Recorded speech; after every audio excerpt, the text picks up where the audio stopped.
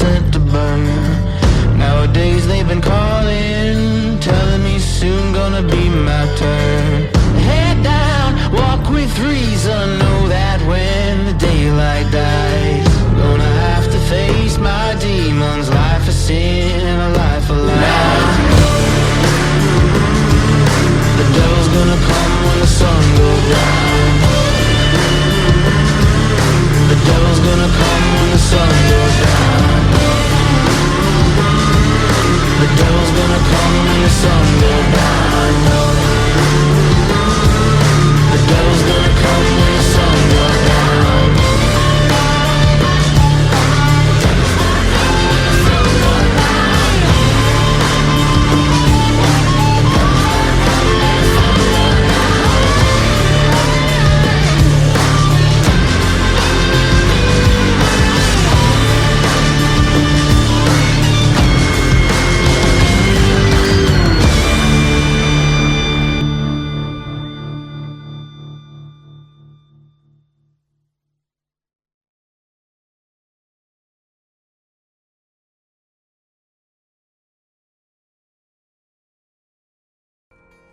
Welcome to The Descent. Who wants to do the recap? All right, I can do a quick one. We start fighting in Idleglen as the Crusaders, and then the memory ends as the flesh of the gnolls peels away to reveal that they're demons. And we get a few more memories, basically Yale and Zariel doing like the bro clasping handshakes that they're going to join forces, and they dare to dream a little bigger, which is something we hear repeated throughout. We get scenes where Zariel is kind of like, oh man, are we just sending all these farmers to die? But Yale's like, no, we're like rallying them to give them something to like fight for. And we hear like Mahadi's voice saying like on how good of a prize that Lulu will be to the Archduke. And eventually we find ourselves on the shores of Mount Celestia, as August points out. And we see a few vignettes here. Maybe the genesis of Zariel saying that the humans are the key and they want to reset the cycle of the blood war, and that's kind of alluding that if they interject and make a beachhead, that the tide will change and that the angels will have to interject at some capacity. And then we find ourselves in what we know from before as the March of the Hell Riders. They're going into Avernus. But what we didn't see was Jander, Sunstar, totally savages everyone and goes to the portal. He kind of makes his own retreat that Yale didn't call for. So then Zariel and Yale have to go in and try and like fight them because half their army is retreating now through the portal. And eventually we get these last few scenes of them like walking through the Avernian wasteland, barely standing up. They're on their last legs. They're being hunted. And then Yale takes the sword and like calls out to the heavens as like a Hail Mary, pun kind of intended there, for someone to come in and save them in the hells.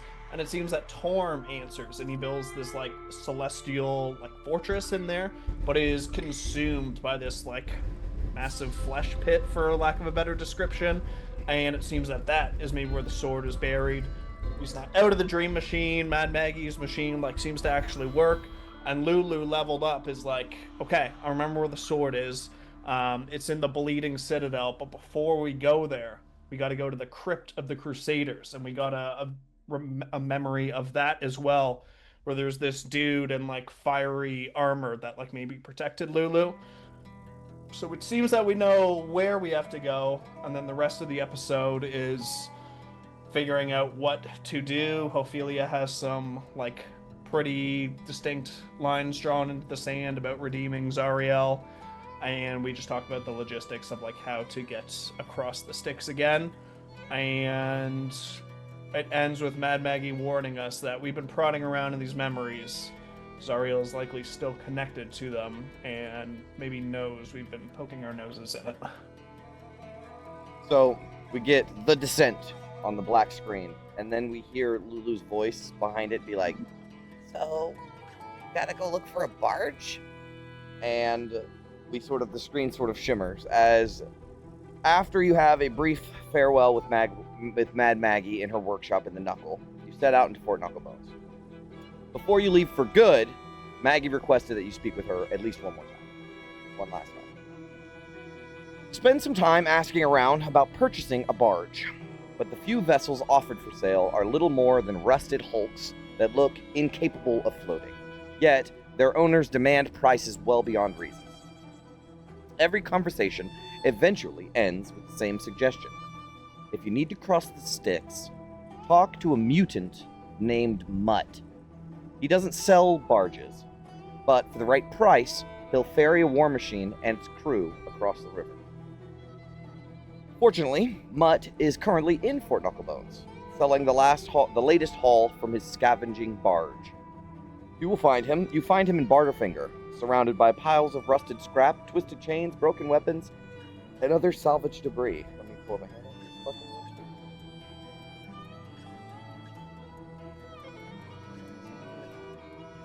Standing just over 6 feet tall, the mutant bears the unmistakable signs of repeated exposure to demon ichor. His body is swollen and misshapen, with mismatched limbs and warped proportions. 3 arms of varying lengths and joint structures hang from his torso, while one leg is so massively enlarged and deformed that it remains bare, far too large to fit any boot. His head is split into 2 faces. The larger sits where it should, nearly bald and wearing a vacant, toothless smile. The second protrudes sideways from the neck, its loose, wrinkled skin stretched across the deformity. A shock of wild black hair covers the smaller head, spilling across the shoulder and over the back of the larger skull. He looks like that.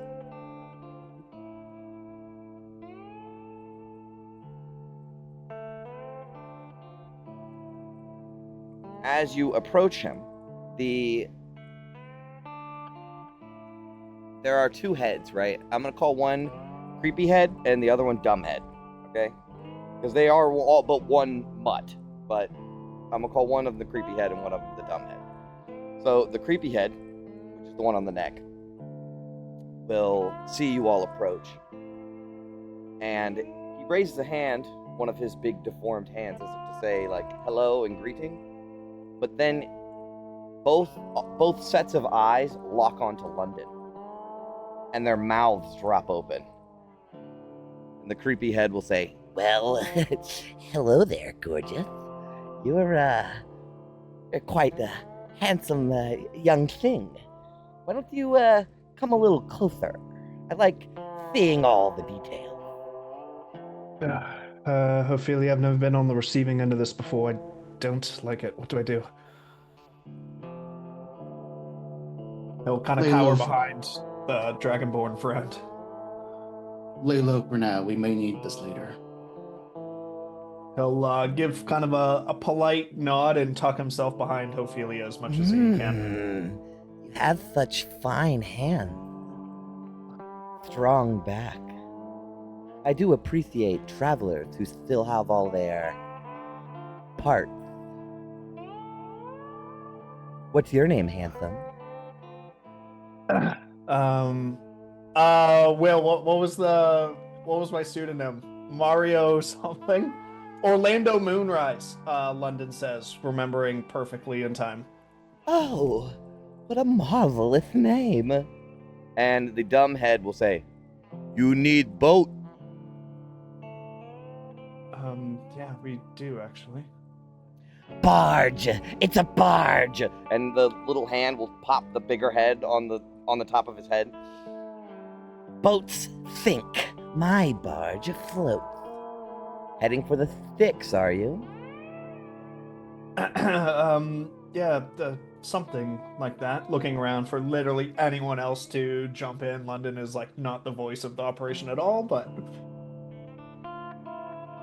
Can you see the map? Yes. It's a shame you're going out to the Styx. Pretty things like you don't belong out there.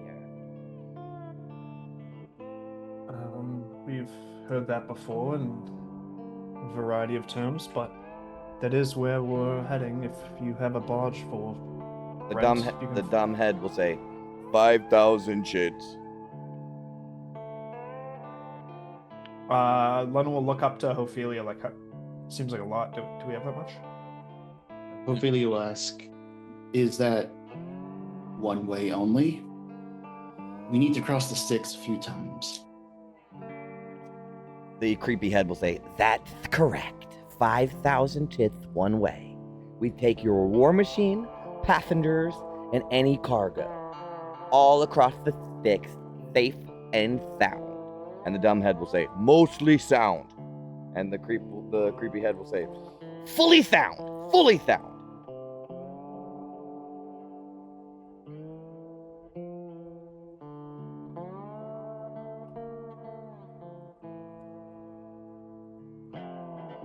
Do either of them or both of them rather seem to be hiding anything like a catch? Make an insight check.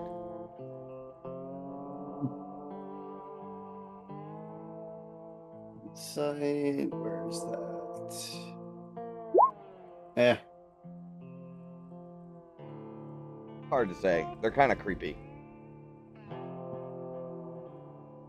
How are we on funds? I have 12 gold coins, full silk coins. And those are 2,000 apiece, I think they are. How many depleted ones do we have? I have 4 that have a single charge. How much are each of those worth?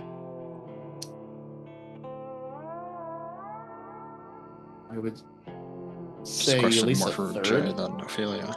Probably a third, Look. would be my guess. Yeah, but they charge differently. I have it written. We do 2 full ones and one of the partial ones. Perhaps that will be enough. One charge is between 800 and 1,000 chits.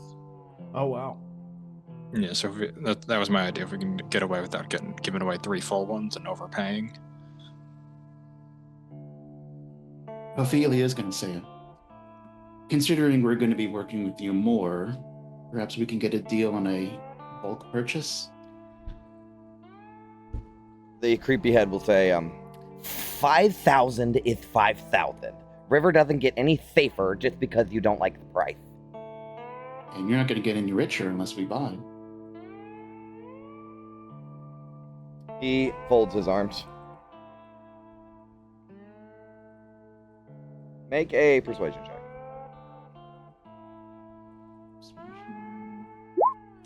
Whoa! Natural 20, Okay. 27. He will say, Well, there might be something we could do. Oh no. That one there. and he points the big, fat, juicy, chunky arm towards London.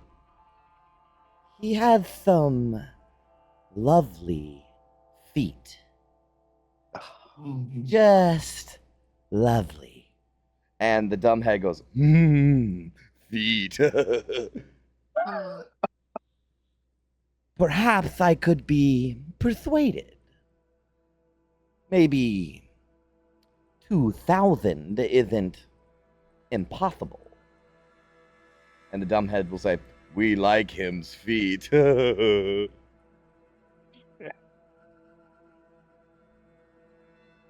I can say with a level of confidence, I don't think he's interested in that deal. London, just show him your feet. Let's get this. Let's get Don't on make it. me Do do they just want to this. look at him, or does he want the feet? Well, we want just one little thing. A favor, really. The dumb head's like, favor. Nothing complicated. You just remove your boot for us and coat the bottom of your foot in some of this oil here. And he pulls out like a black, like engine oil, right? And then all you have to do is press it down nice and slow. So slow for us. Here in this book. And he will like pull out this book that is Oh, obviously my has a ton God. of other footprints in it. Yeah, this is so specific. This is very, very specific. The dumb one will go footprint. Yes, a footprint. Gonna make me do this, Gauntlet. I think any price is fair to pay for you to not have to do that. Oh, thank God. I mean, do you have to watch, or can you do this like behind the shed? What's to hide? Really? We have the soul coins, don't we? Come on. Come on, Handsome. He says as the face on the side tries to wink, but the skin is very Ugh. loose, so it doesn't completely cover his eye. Droopy. So it just looks like a twitch. But he's like, "Come on, Handsome." It's going to be like 20,000 soul coins for 4 trips. You have across, back, across again, probably back. Oh, 20,000 chits. Sorry, 20,000 chits. Yep. I Yeah. could be talked down to 1,000. London, your feet aren't worth 4,000 chits, right? You They very obviously are worth You- you could 4,000 do shits, this. actually. We'll all look away, I swear. Oh, man. Being the scout fucking sucks. He starts kicking off his boots. Do you really? Yeah. Oh my London, you are god! truly under no obligation to do this. London, you don't have to do this. Shut up! Take one for the team, creepy London. head says. Go ahead, sweetheart. Here's the book. And he like sets Well- it down on the ground. London will look at Vin and Gunner and be like, this puts me one rank above you lot now, both in the order here. We'll owe you. Let's say that. I'm gonna put in for a medal when we get back, but I won't tell them why. Lulu says, I'm gonna turn away. Yeah, Lulu, don't be part of this. I I'll can't cover have you. Lulu's eyes. Vin is like speechless, but she gains her composure after a second. She's like, well, London, it's not like it's a bucket of demon ichor, so it could be worse. Is it? It's not. Okay. Try out for the flaming fist, they said. You'll just be scouting, you'll said. Easy, real quick, no problems. Takes off his boot. Vin, make a wall, and she kind of like pulls her cloak out and tries to. Sure. The Cover. mutt will slowly set the book down, and as he like rises up, he like keeps both faces like really close to London's body as they come up. Oh my god. How do you like it, Chris? How do you Oh, like man. it, London? All right, so there's a little bin of oil. All you have to do is step your foot in the oil and then press it on the page. That's all he's requesting. Yeah. London will squish his toesies in and say to Tannis, don't say I never do anything for this team, okay? And Tannis is laughing his ass off right now. The whole time. Go ahead. Step into the footprint. Okay, so at the whole time that this is happening, he's making little squirming Oh. gestures and noises, and just whispering to himself, like, "Oh, The shape of the toes, the arch, and the line. like really, really, really freaky stuff." And as you step your foot on the book, and the page kind of sticks to it for a second as you pull back up, he immediately drops to the ground, scrambling to pick up the book, and he just sticks the book to his face, both faces, and smells the book like a long sniff. That's gross. Go London ahead. will cast Thaumaturgy to try and numb everything within him. Yes. Can I cast blinding smite on myself? He's like, Oh, this is really nice. Oh, yes, Daddy, yes.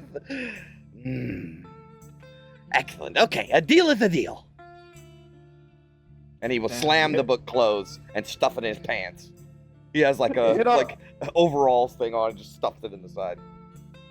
They don't want too many NPCs, and that really comes around and bites you in the ass. So the creepy head will say, "Our barge is not here. We can't exactly park a river barge in the middle of the fingers." And the dumb head will say, "People would complain." Yes, we have a private dock along the Styx. Fetch me when you're all ready. Our war machine is parked inside the wide. We'll take you there. You follow behind. That's what I meant when I say we will take you there, you buffoon! Oh, right. Let's just go back to Maggie and say our farewells. And That. He sticks out a big, fat, meaty hand. Oh, right. Ophelia. Ophelia. She's going to take out one of the one charged soul coin and. Ooh, with the natural 20 from earlier, he will take it.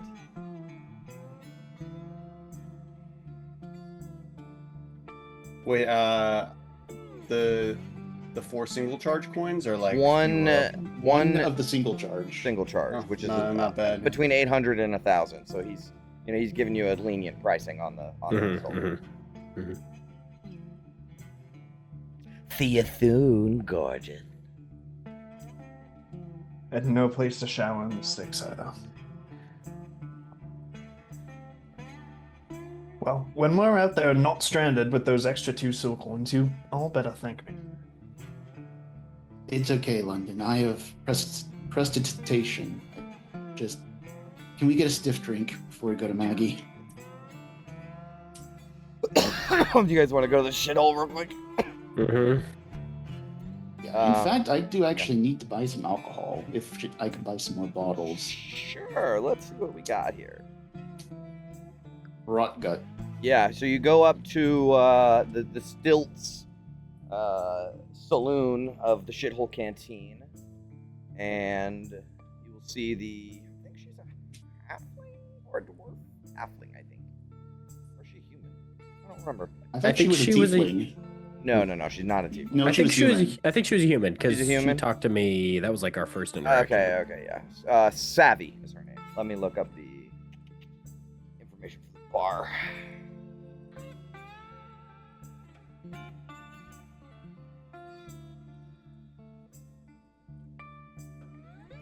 Now that we have a way across, do we want to discuss our route of how we're getting there?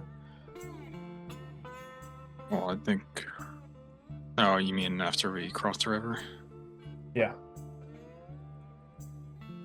Where we're gonna cross and how we want to go up and over?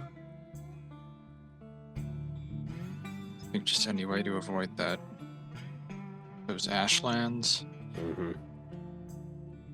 It looks as. Go ahead. So good.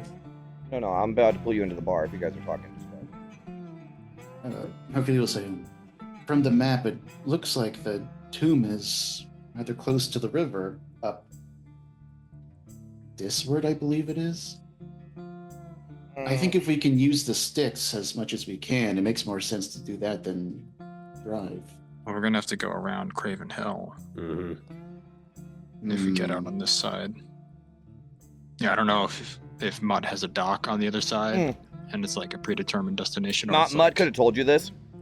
Oh, right. You're gonna go to G16, and he has to take you upriver a couple hours to this hex to get off on the other side. Oh, He'll okay, explain. so it's straight He across. can explain more later. But you're gonna end up like right here. Even then, I don't think we could get above Craven Hill via the river. Right. No, good point.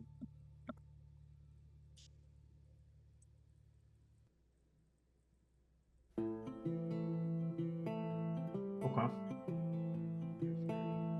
I guess more importantly, that means the crypt is our destination. Yeah, First, Lulu yeah. said we need to go there first. Well, this path, like F8 to E8, is there still a crossing there? Oh, maybe there? something like that. I think this is you've done this before. It's like Yeah, You ride is the with war Valley of machine. Demons, right? Oh, okay. What's that? Yeah, that's right. No, that was north. That was up here.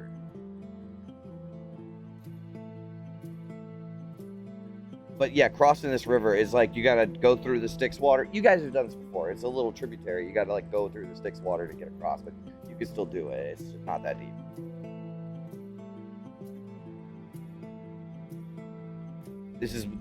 That line symbolizes the one of many small little tiny creeks and streams that flow into the filth mire.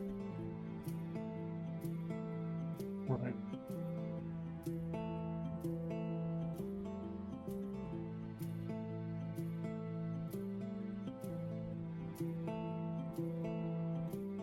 Feeling confident you can get us there, Vin? We got the fuel. I mean, won't be any less shit than last time. Take it. So at the shithole, you can get rust water for 3 chits a mug, drag for 2 chits a mug, rot gut grog for 4 chits a mug. You can get the shitfire special for 8 chits per shot, and hell sting brandy, which is like the best, the top shelf stuff, is 20 chits per shot. I'm gonna look for at least a couple bottles of some sort of alcohol. Okay, give me a persuasion check so I can get a price. What do you want? What do you want? 100 chits worth of something. Holy However much I can get. crap. Okay, yeah. 19. Yeah, okay. Well, what do you want it for? Either trade or if there's something good enough to have like an alternate. Yeah, she use. has some Hellsting brandy, and you could get that bottle, The whole bottle? the whole bottle. Yeah, it's nice. It's had like 2 shots or 3 shots taken out of it already. It's an open bottle, but she'll sell you the rest of it for 100. Okay, I'll do that. It is from. It is made from the. It's made from hell wasp. The stuff that they have, the sticky shit that they have. It is a thick, dark, and highly volatile when fermented. It's used to make some of the strongest liquors in the waste. Shit's strong. Hell wasp honey. Yeah, it's like hell wasp honey liquor. Okay. Bottle. Alrighty, excellent. I will give her 100 chits. Yeah. Thank you very much. We need this.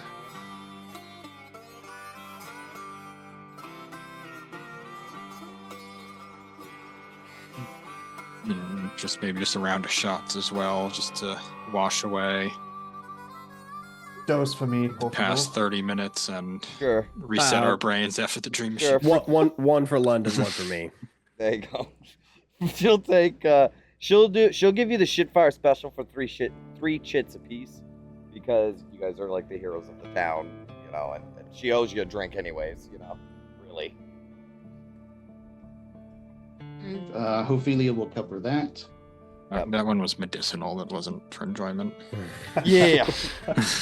She said this is the strongest stuff. It says Savvy's own disgusting mix. Tastes like piss, burns like hell, and can keep you awake for 3 days. So. Have we tried giving Lulu alcohol before? I don't think it would affect her. Is she immune to poison? You probably shouldn't try it now. If she's not immune to poison, she is now. Why would a celestial? I was gonna say she's a celestial. Yeah, is she not always under the effect of Hero's Feast? She is immune to the poison condition. So she couldn't get drunk if she wanted to. It would have no effect on her. She's like one of the elves. Here you go, London. You can have mine. Anything to dull the knife? You know, you guys got to ride on a boat with this guy for a couple hours too, you know, and more than once. Yeah. This is the hardest part of the campaign, really. Everything else is pretty easy. So we're locking London in the war machine, right? Yeah, Put me we. in Tannis's amulet. Vin, do you know You Arcane can only go in Lock? there as a corpse. Just put him in the cargo hold. Depend if it's on the spell list. She will actually check that though. I'll look into that gauntlet. I have serious doubts that this one has any more palatable things to talk about while we're riding.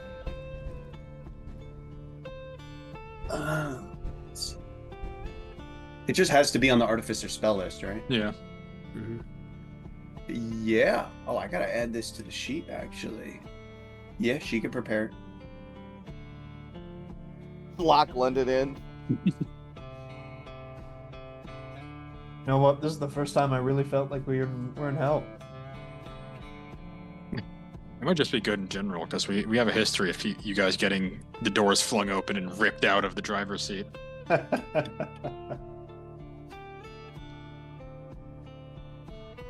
Well, London, I have to say I'm weirdly proud of you. That's my most heroic, proud moment so far. It takes a very certain kind of person to be able to sacrifice like that, even What in the about- face of insurmountable oddness. All those times they're 300 yards away, pinpoint head. You're welcome.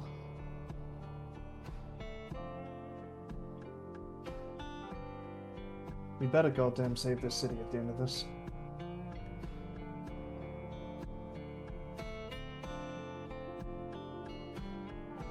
It wasn't the first, won't be the last time we'll have to go above and beyond the call of duty. Think of how far we've come since Waterdeep. Flaming Fists, things we had to do there.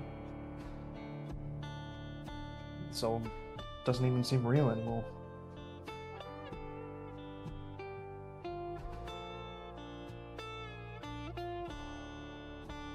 Yeah, all that stuff is starting to feel like it happened to someone else.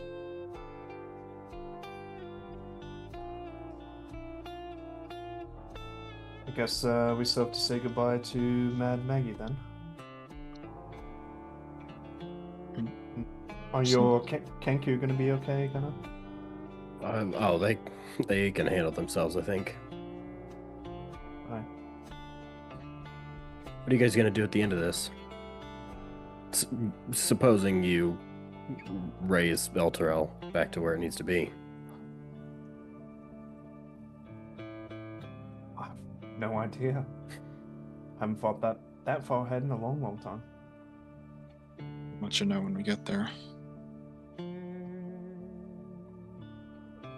What will you do, Gunnar? I don't know. Port Knucklebones kind of grew on me.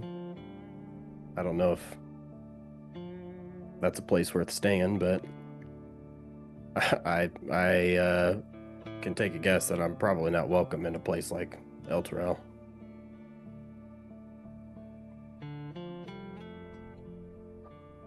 But say if you help raise it, they put a statue up in your honor. I would be so lucky, but I guess we'll see when we get there. Lulu will say, "My good friend Silvira Savakis would think you were kind of neat. You would fit in just right in Candlekeep." Neat. They wouldn't poke me and prod me, would they? Maybe. What about your Warforged friend you came here with, Talia? You're not gonna go search for her? Or it? I don't know what it was. I think it was referred to her as a her. No, Talia and Common, I guess you could say. She's probably long dead by now, but it wouldn't hurt to go search for her. She's probably somewhere lost in Mechanus for all I know. Could have been said for you not that long ago about being long dead. Yeah. Also, nothing is lost in Magnus.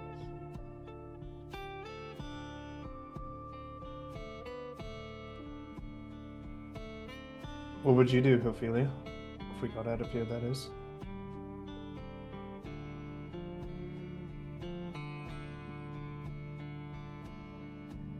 I don't think I've ever thought about that. Harder question than you think, eh? First things first, we'll outroot the visit. I'm sorry? First things first, we'll outroot the visit. Yeah. That's first on our agenda to rectify after this. Did you say Ruth? Is she in Elturel? Remember that hot stone we got? Yeah. There may have been a deal made.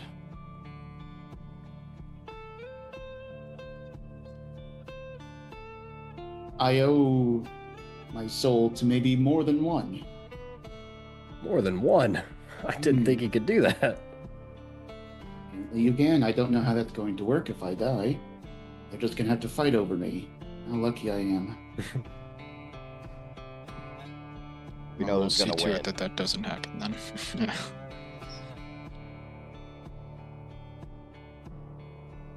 What about you, Vin? Are you just gonna carry around that shield for the rest of your life? I haven't really got to thinking about what's after all of this. It's not much to return to. I guess the fist is an okay home as any, but you see that when she says that, she thinks like maybe she'll go back to the flaming fist, but she's not particularly enthused. She never was. Well, maybe if we get out of this, maybe we can partner up or something. Fix something that needs fixed. I think you do see a bit of glint in her eye at that, but it's a bit muffled with the shield whispering, like, don't trust this one. Oh, in her ear. I was literally thinking the shield is like, well, you will have a home right by my side for all eternity. You will be safe and powerful. Yeah, I think so. Vin just turns to him and she's like, we'll see about that, Gunna. And she raises her glass. I raised London's glass. London's like kind of faded already. Just not a big drinker. I think we should all start a business together. What kind of business? Just us, the crew hanging out, all these realms, doesn't matter, man. Just as long as we're together, that's all that matters. It's all that matters. That's all that ever will matter, man. Just us together. Got my buddies, my best buddies. My best buddies are here. All of us together. Lulu is so pumped. She's like, Yeah, that sounds awesome. We'll make a business together, and we can do this, and we can do this. Never heard the like rhetoric of some drunk babbling idiot before, just taking it all at face Yes. value. she's Yep, like, this yep. is He's gonna remember this in the morning, and he's gonna follow through on it. I can't wait.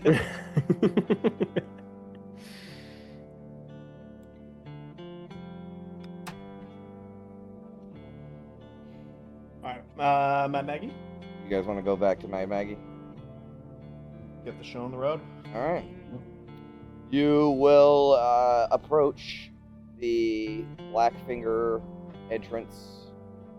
No, it's not Blackfinger. It can't. That goes to the front. I forgot where the entrance to the knuckle is. One of these. Last time we said it was near the Scrappers Exchange. I think it was I think- near the Scrappers Exchange. Oh, we had this conversation before. So you go to. So you're already in Butterfinger. So you go to near the Scrappers Exchange. As you approach, the red caps will immediately recognize you and let you go up without any hassle at all. You meet Mickey the Flesh Golem on the first level. Take you to Maggie. She is in her workshop, not the Dream Machine. They are adjoined rooms, but they're not the same. So Mad Maggie, you find Mad Maggie in her workshop, tinkering away at a small device, and there's like sparks shooting off of it as she's welding a piece of it together. And as you approach, she will turn to face all of you, lift her goggles up on her head, place her hands on her hips, and say, "Well, look at you, sweetlings! Still alive! Honestly, a bit rude. I was expecting at least one of you to explode. Lost some blood, gained some scars, probably lost a few brain cells. Not bad. Though you were always a bit cracked to begin with."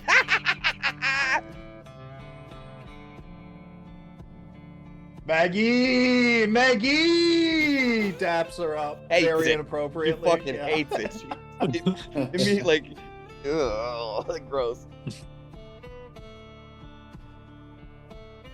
it did affect some of us more than others. So you're off then? Yes, it is time to take action on what we learned. Well, this place ain't exactly known for its miracles. But somehow you lot managed to make something better out of it. That's not something that happens much down here. Avernus has a way of grinding people down. Sand in the gears, make everyone forget who they were. But you, sweetlings, you reminded someone, and she points at Lulu. And that matters. You came to me looking for answers, and I'll be damned if you didn't end up helping me find some too. She smiles, and then she becomes disgusted with herself for being so happy. She's like, I hate this being sincere bullshit. Anyways, I worked out the kinks on this, and I thought you should have it. And this little device that she was working on, she takes it and tosses it at August. It is a small, circular-ish device. It has like a hole in it. I'll show you in a minute. Now this isn't a gift or anything. Just, paying my dues. This here is a highly advanced, portable, localized, extra-dimensional aperture generator. It creates a temporary spatial discontinuity. Tiny little tear between here and nowhere in particular. It's stable. Mostly stable. Kinda. Stable enough.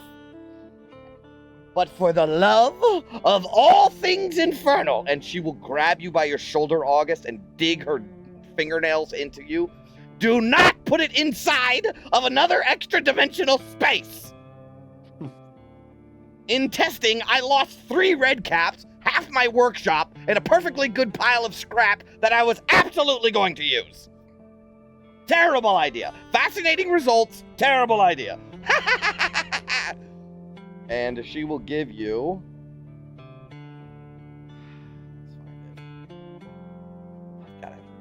extra-dimensional aperture generator. Or also known as Mad Maggie's portable hole.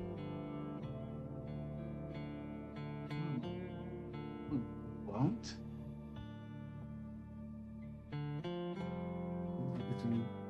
I also got sick of giving my parties bags of holding. Kind of like a rope trick type of thing. Is it like bag of holding but better? No. It's funny, I gave it to you in No, it's our other campaign. I mean, It's you more can like use it rope as trick. you can use it for that, but that's not necessarily what it is for. It can be Yeah, great. yeah, we had the portable hole in the other campaign. This looks slightly different, but yeah. It's the same mechanics. It's just a little It's the spice, same mechanic, basically, yeah. basically. It's flavored differently. Yeah.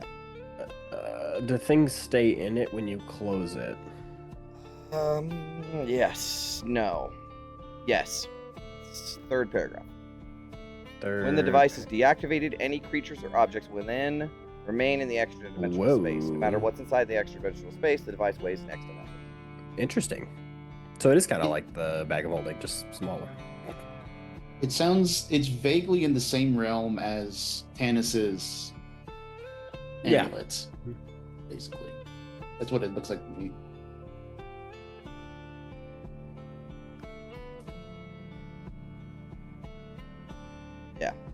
Cool item. Nice. So, Just stick it in your bag of holding and we'll be good to go. Maggie screams. Dies for cover. Yeah, I think I also know a few who met a not so nice fate making that mistake. Didn't Gas try and put a bag of holding inside a bag of holding once? I can think of times where he did something similar for sure. All I remember is he lost about half of the workshop. That was an interesting call. Anyways, enough of that. Everyone stop looking so bloody dramatic. It makes me feel things, and I hate feeling things. And listen here. because I'm only saying it once. Don't fucking die! Avernus takes everything, but you lot, you keep holding on. Don't let this place teach you otherwise. And if any of you get yourselves killed after all the trouble I went through fixing that blasted dream machine, I will personally drag your sorry souls back here and burn them in the furnace myself. Do you understand? Loud and clear. Lulu gets overly emotional and zooms towards Mad Mag and just starts hugging her with her trunk. And Mad Maggie's like, get off, you little pipsqueak. And Lulu's like, thank you for everything, Maggie. Thank you so much, thank you. And Mad Maggie will grab Lulu and sort of pull her off of her and keep her at arm's length. And she will say, just don't go forgetting yourself again, little one. Avernus is a worse place without you in it. Oh. High praise. She screams at you. Shut up! Just get out of here before I decide I like any of you. Disgusting. Whole lot of Maggie. sentimental nonsense. Maggie, the same goes for you. If we know she saw something through that capital S, she. Be careful. I'll be fine. I've been through worse. Now bugger off, you bunch of thick-brained, miserable, incompetent rat-fucking assholes. It's more like it. I hope I never see you again. Likewise. London will lean down to Vin and be like, I think she's kind of into me. Yeah, you should show her your Okay. feet. I can't even describe the look that Vin gives you. Just like super drunk, getting cussed out by Mad Maggie. Dude, I think she wants me. You do this to yourself, London. I was gonna throw up. Oh, we killed Oh Jay. my god, that was Way to so go, fucking way to funny. go. Oh, after everything earlier too. I'm okay. Oh my god. Oh, okay. So you leave. So you leave the knuckle. Okay. Where to? To the Yes, back to lodge. Mutt. Back to mine. Yeah. Mm-hmm. All right. So you find meet up with Mutt again. He takes you out to the wide where he has a very small, like surprisingly small, Devil's Ride war machine. This big guy on what is essentially a tricycle. Very similar to the first goblin you ever met that had a war machine. It was just like an engine with wheels on it. This is very similar to that. And he will explain, it's a 3-hour war machine ride to our dock. Keep up. The path isn't marked, and I don't feel like waiting around for you lot to get lost. And the dumb head will say, or eaten. Yes, that too.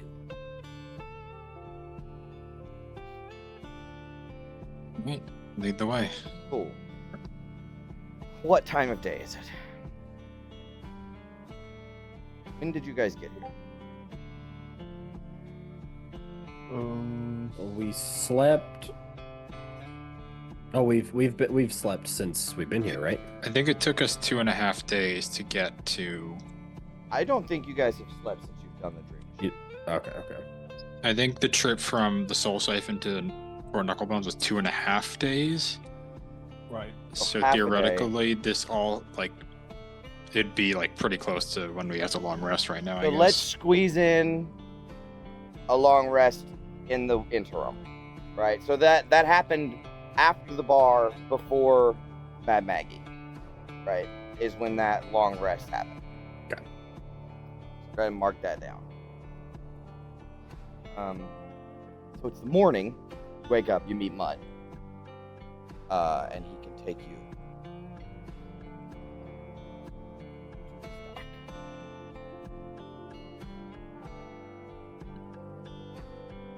So you follow him for about 3 hours with no real issues. The wasteland opens onto the black waters of the River Styx, where a small dock sits along the rocky shore.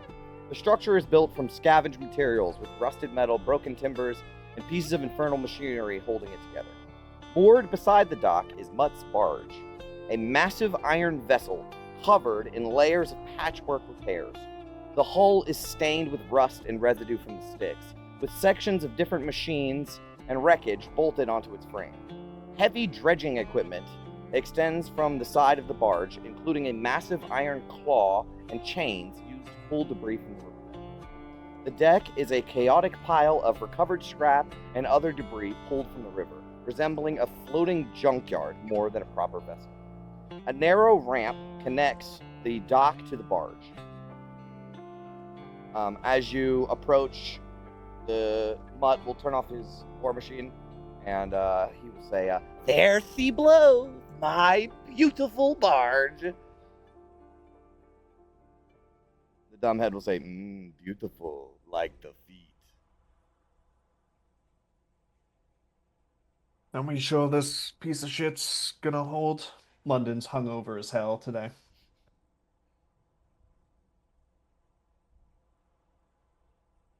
Yeah, It I'm floats. sure Yama will be fine. It floats. So are you guys ready to load up and stuff? Think so. Yeah. All right. The dock, when you drive up on it, is kind of rickety. It's really sketchy for a moment, and there is no room on either side for your war machine. So you have to line it up just right. Make it onto the barge, and there is enough room, like there's pile of scrap on either side of the barge, and in the very center, there's just enough room for your war machine and maybe a little bit on the sides for you guys to get in. And that's it. The rest of the boat is covered in debris.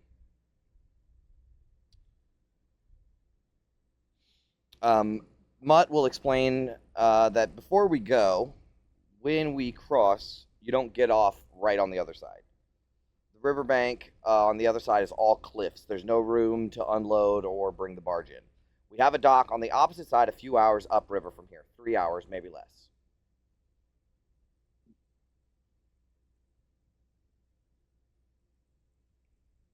Good? Yep. I take a nap. All right. You guys begin riding down the River Styx. Let's see what the weather's like today. Normal heat, normal heat. Nice. Yep.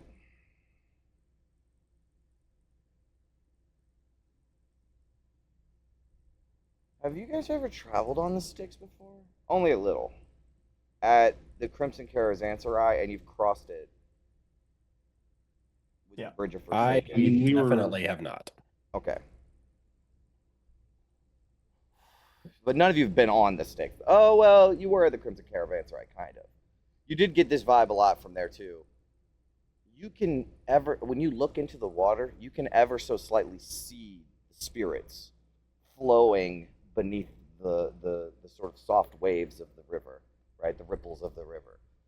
And every now and then, there are darker shapes that dredge up from themselves up from the mud, and then sort of get swallowed by it again, as if something is boiling and consuming, getting consumed by mud down there. It's very ominous. You can even hear, if you focus long enough, you can even hear whispers of voices. Just the faint pss, pss, pss, pss, pss, not saying anything, but just voices emanating from the river. So, you got 3 hours. Anything you guys are doing?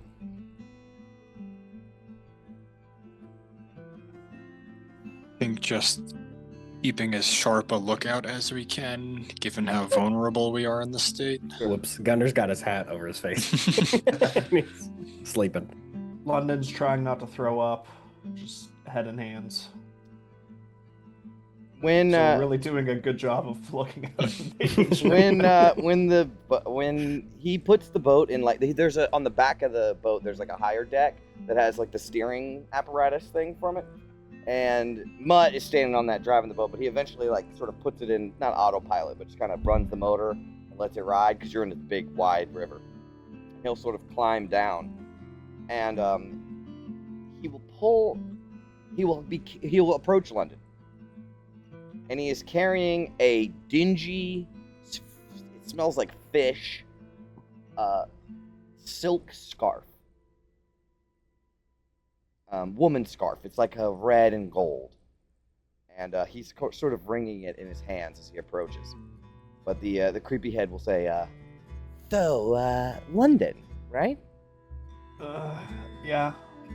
I think you should, I thought you could wear this. and he sort of pushes the dingy scarf over towards you. It's got blood on London, it. Yeah, London's like so hung, like he doesn't give a fuck anymore. He's like, I feel like shit. This scarf feels like this is a match made in heaven. He'll just like take it without even looking up. Thanks. Well, put it on. Oh God. Okay. London. Puts on the sticky scarf, and he does that shaking thing. Mott does that shivering thing where he's like, Oh. It looks so good on you. Yeah, you know what? It does feel good. Oh, London throws up off the side of the barge. He likes that too. Oh.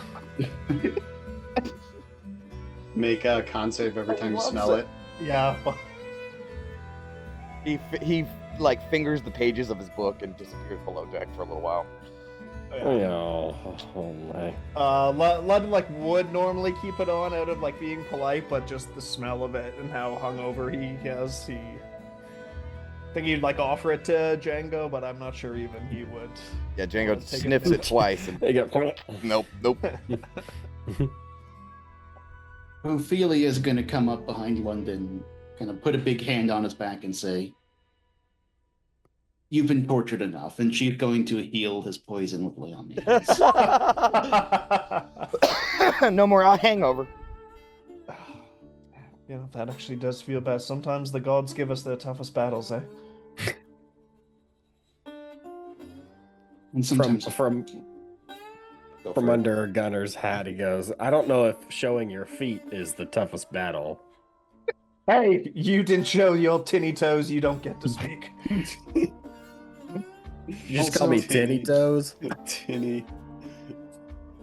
Ophelia's also going to take the scarf with like between two fingers away from London and says, "Vin, can you check this before he puts it back on?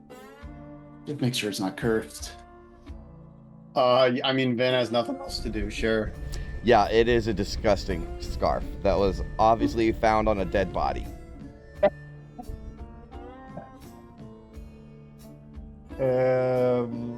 Yeah, thanks. Just tuck that in the pocket. Do you want me to clean it? Yeah. You know, maybe this is something for Tannis's locket. Mutt does not want you to. Nope. Just get a prestidigitate on it. I think that's good enough for now. All of us prestidigitation together. We'll all hit it with beams of prestidigitation at the same time.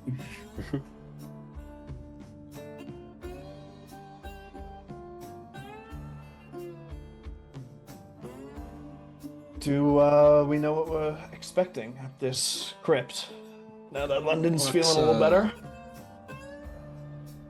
Let's talk about something else around our host. Oh, yeah, I imagine. Well, he's below he is. deck right now. He's out of earshot if that's need be. Cone of silence. He's got I mean, his own. Gauntlet, I got that arcane lock ready. Let's lock him down there. Lock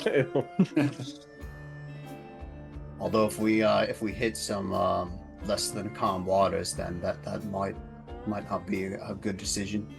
You're just, mastering the land vehicles. Let's fully master that before we start trying to learn water vehicles on the fly. Especially since the consequence here isn't just armor getting a little rusty.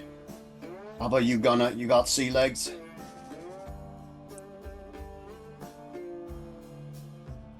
Never drove a boat. Don't want to. Fair enough. Why drive on sea when you can drive by land?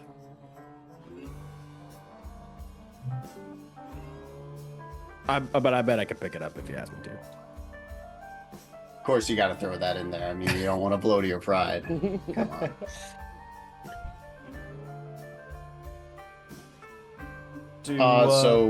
Oh yeah, go ahead.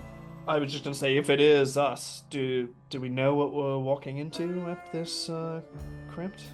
Well, there was a big ol' golden armor looking thing, right, Lulu? Is that? Do we think he's still there? I don't know. All I remember is that I just felt like he needed our help. But my help, but our help. Help. He needed help. Is that not Olanthius? I don't remember. Because Sierra said something about his final charge after the fall. One thing that sticks out in my mind when we were in the memories, he said that you weren't safe there. Do you remember why? No, I don't remember. I was kind of out of it, to be fair. No.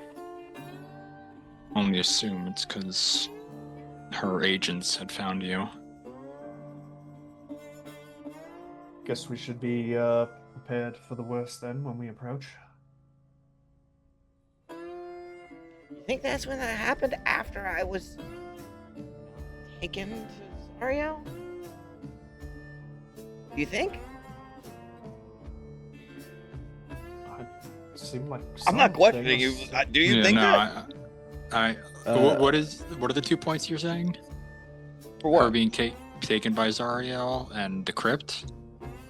Yeah, but you were saying, do you think that you said you think that she came to the crypt after she had been taken by Zariel? Isn't that what you just said? No, that Zariel took her from the crypt.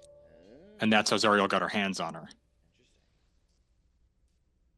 Because I'm not sure where in the timeline that is, because there's a vision we had quite some time ago at this point. I really want to talk about this. Yeah. So I figure on the drive over, we'll just have a full breakdown when there's no other souls for miles. All right.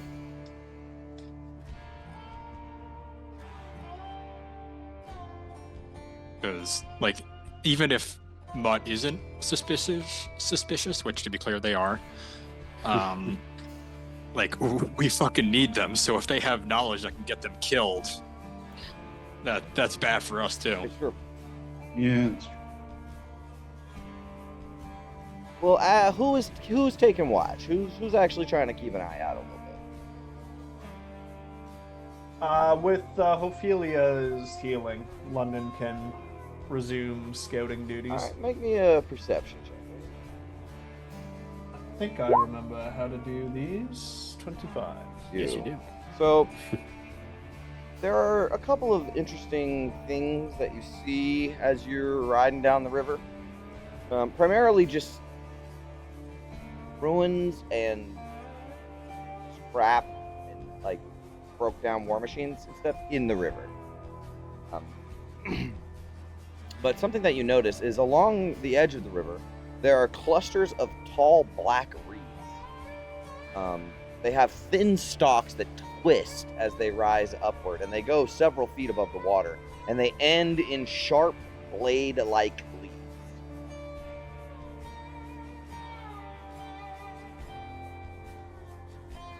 I don't think I've ever seen plants like that before. You even notice at one point as the barge passes by, you'll see a small four-legged goat-like demon.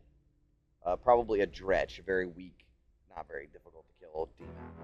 But it emerges from the land and it notices you guys as you're floating down the river. It watches from a distance before it slowly starts to move towards the riverbank. But the moment it reached the water's edge, the reeds snap toward it, and several of the stalks wrap around its legs and arms and pulling it towards the water. The demon claws at the ground and tears at the plants, but more reeds coil around its body, covering it completely, and within seconds the creature is dragged into the waters of the Styx. And after a moment, with some bubbles in the water, the reeds settle back into place. Noted.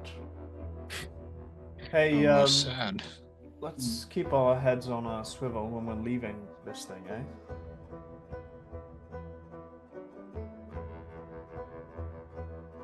You will also notice a few hell crabs, what do we call it? Infernal crabs? Big crabs you fought that one time? Oh yeah. Remember that? You were by the Styx? They were in one of our hideouts, I think. Yeah. We found when we were You looking for a find place to sleep. there's a couple of those that sort of move out of the water and bury themselves in the mud every now and then. After a while, Mutt will come back out, disappointed that the scarf is no longer around your neck, but he won't press the issue any further. Drive the boat, and you're about 2.5 hours in. And you will see London upriver, a dark so the direction you're going, a dark shape emerges through the haze, moving steadily towards you. It is a long, narrow vessel. The ship is built from black iron, its armored hull riding low against the current. Black sails stretch above the deck, while a smokestack near the stern releases a steady plume of thick black smoke into the sky. A sharpened iron ram extends from the bow just above the waterline, and the deck is lined with disciplined devils, preparing for an approach.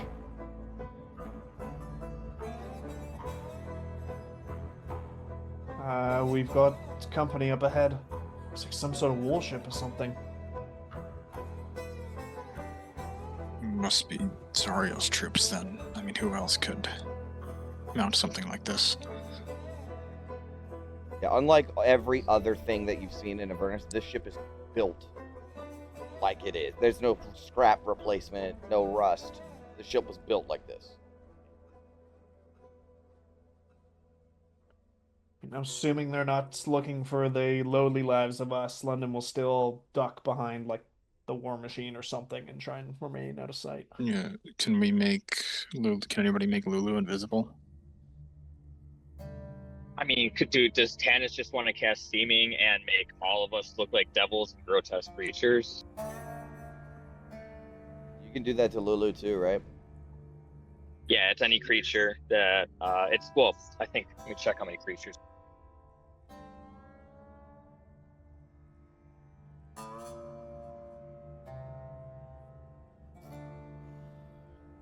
Well, while you're looking at that, the vessel. Sorry, just look. Oh, perfect.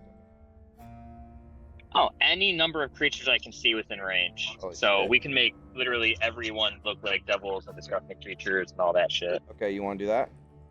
All right, and Yeah, I'll, I'll cast it. I'll toss an extra Nistel's magic aura on Lulu. Okay. As you guys are preparing, you will see that the warship ahead of you. It's not a warship but it is a battleship. It turns sideways across the river, bringing itself in the path of the barge. And you will look up at Mutt, who looks very concerned. And there is a horn that sounds from the warship, and then a loud voice, as you're approaching, a loud voice will speak in Infernal. Who speaks Infernal? Me and Vin. Yeah. It will say, Unidentified vessel. By order of Archduke Zariel, reduce speed and prepare for inspection.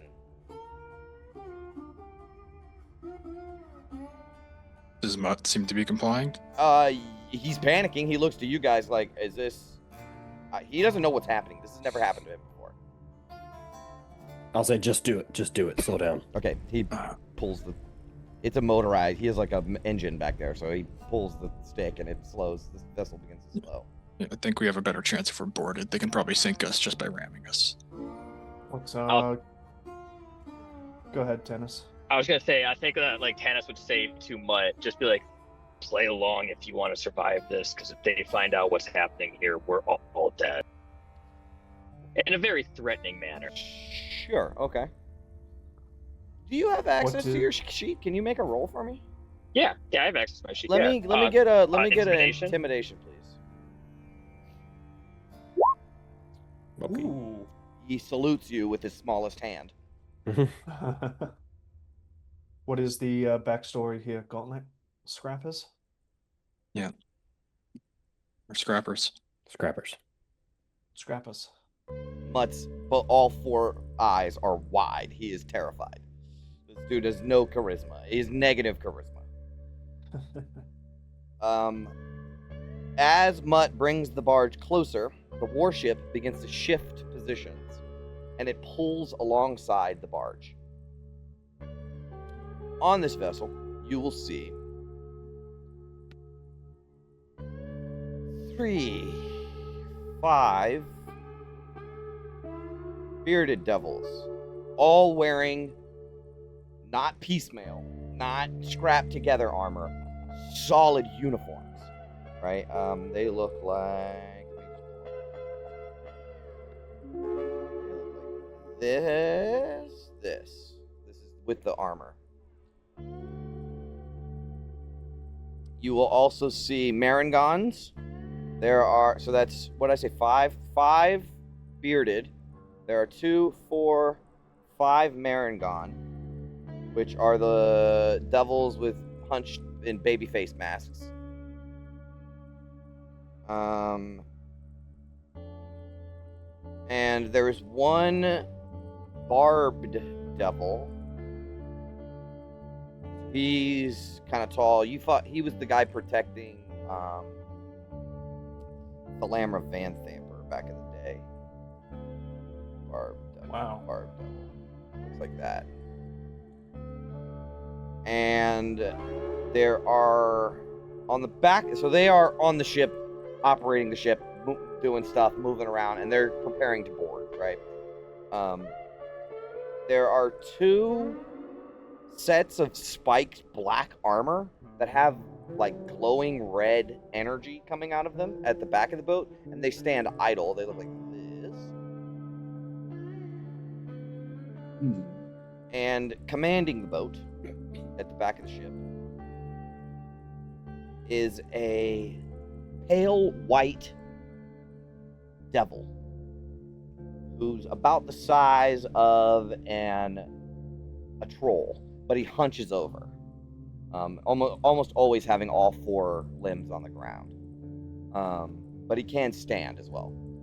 He has like 2 pairs of insect-like wings that come out of his back, and he appears to be made of bone. He looks like this.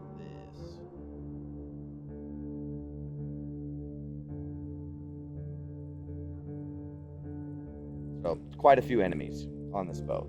All of them wearing matching uniforms.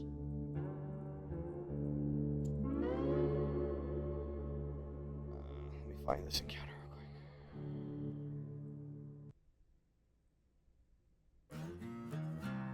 So, the bone devil on the back will say, "Vessel operator," and in common.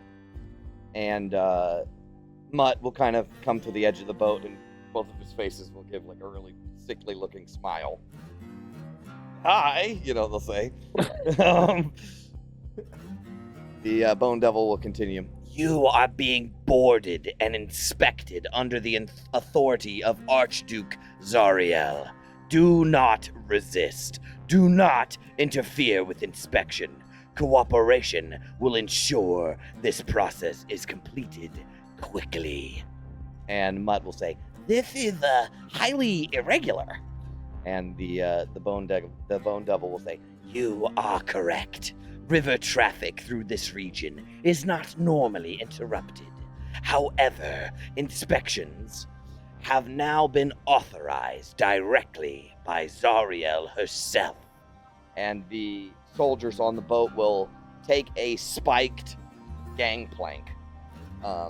It's like stands up in the air. It's on like a what do they call that? Like a drawbridge.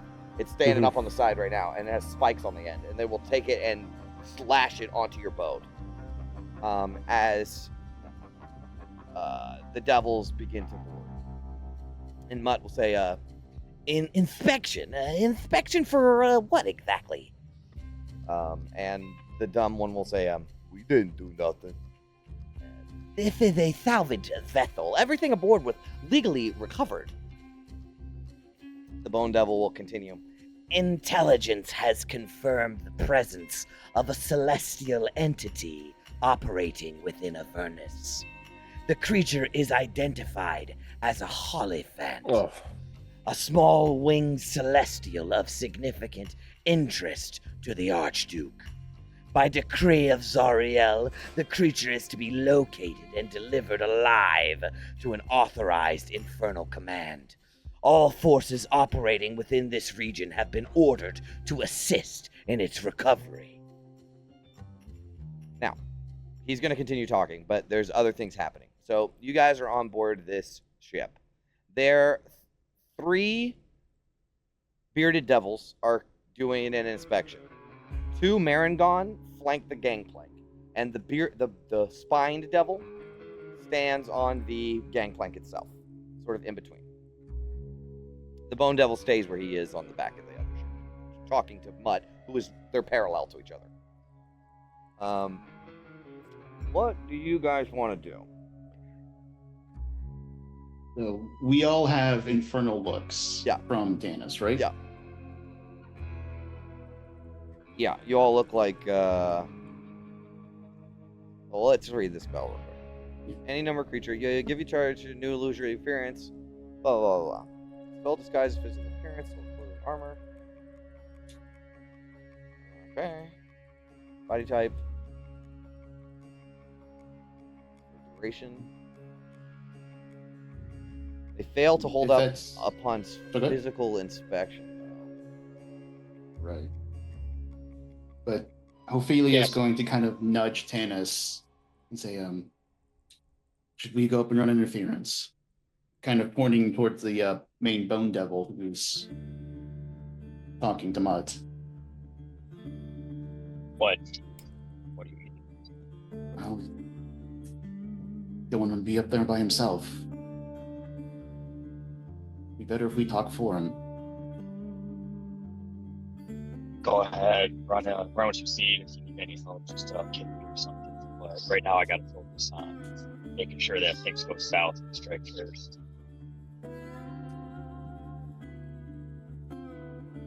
And she's going to look towards August and kind of motion towards the war machine, like, you look after this, and she's going to start going up towards the Bone Devil and Mutt. Giving her best fake name, she is going to say, I am Throgmar. Why have we stopped? I'll get back to you. What are the rest of you doing?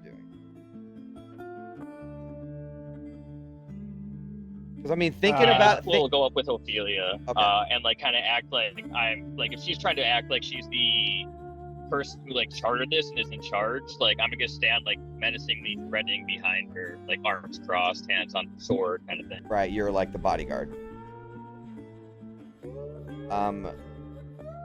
Here's my issue. I think the devils that are inspecting are going to first check the ship itself. They're going to check your war machine next. Fine. And then they're going to sort of give you guys a rundown. And the big thing for me is the last paragraph of seeming, where it says a creature can use its action to inspect a target and make an investigation check. And if it succeeds, they become aware that the target is disguised. Well, okay, so to clarify, when I was when I said that we make us all look like devils, like I just basically gave us all like red skin and horns. Sure. So as long as you're not like touching the horns and stuff, Right, we're still wearing our normal clothes. Yeah, from physical inspection, but it can use its action to just look at you and know. Yeah, or I think the intention is they need a reason to do that. So it's like if they inspect us physically and there's like something's up here, but also a physical inspection could just give it away, no check at all. Well, I think the main thing is like you can kind of change Lulu into look like a big fat imp or something, so that her form basically stays the same. Well, for all of you, your form can basically stay the same. You just have red skin and horns, and maybe Ophelia looks like she's a mutant or something because she's got this like weird face thing. You know what I mean? Like for the most part, you keep your physical appearance, but you just look like Infernal. We'll see what comes of that. So you guys are mostly just kind of chilling, letting them do what they're gonna do. Yeah, where I feel like it's suspicious if we like jump out and be like, "Hey, we're not doing anything weird here. We're just, getting on our way." We're like, I'm not going to speak unless spoken to, and just act like I'm a normal guy who's afraid of Zariel soldiers, because it's pretty much the truth. Right. Okay. As you approach Ophelia, the Bone Devil was in the middle of saying, and saying this loud enough for everyone to hear too. Like she's been talking to Mutt this whole time, or he's been talking to Mutt this whole time, but this time he says it where everyone can hear this. Any individual found concealing, transporting, aiding, or knowingly obstructing the capture of this creature will be classified as an enemy against the authority of Avernus. Such individuals are to be executed without delay. Then you approach and be like, why have we stopped? Why have we stopped?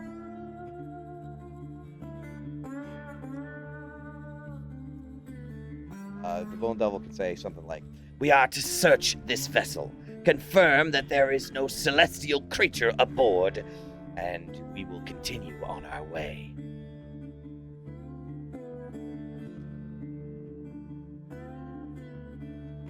Very well, but are we going to be compensated for our time? This one here is very expensive to get across, and every moment we're spent here is a moment we're not got there salvaging. This is under decree of Archduke Zariel herself. As I said, any obstruction will classify you as an enemy against the authority of Avernus. Fine, search. Do it quickly. You have things to do. make a deception check.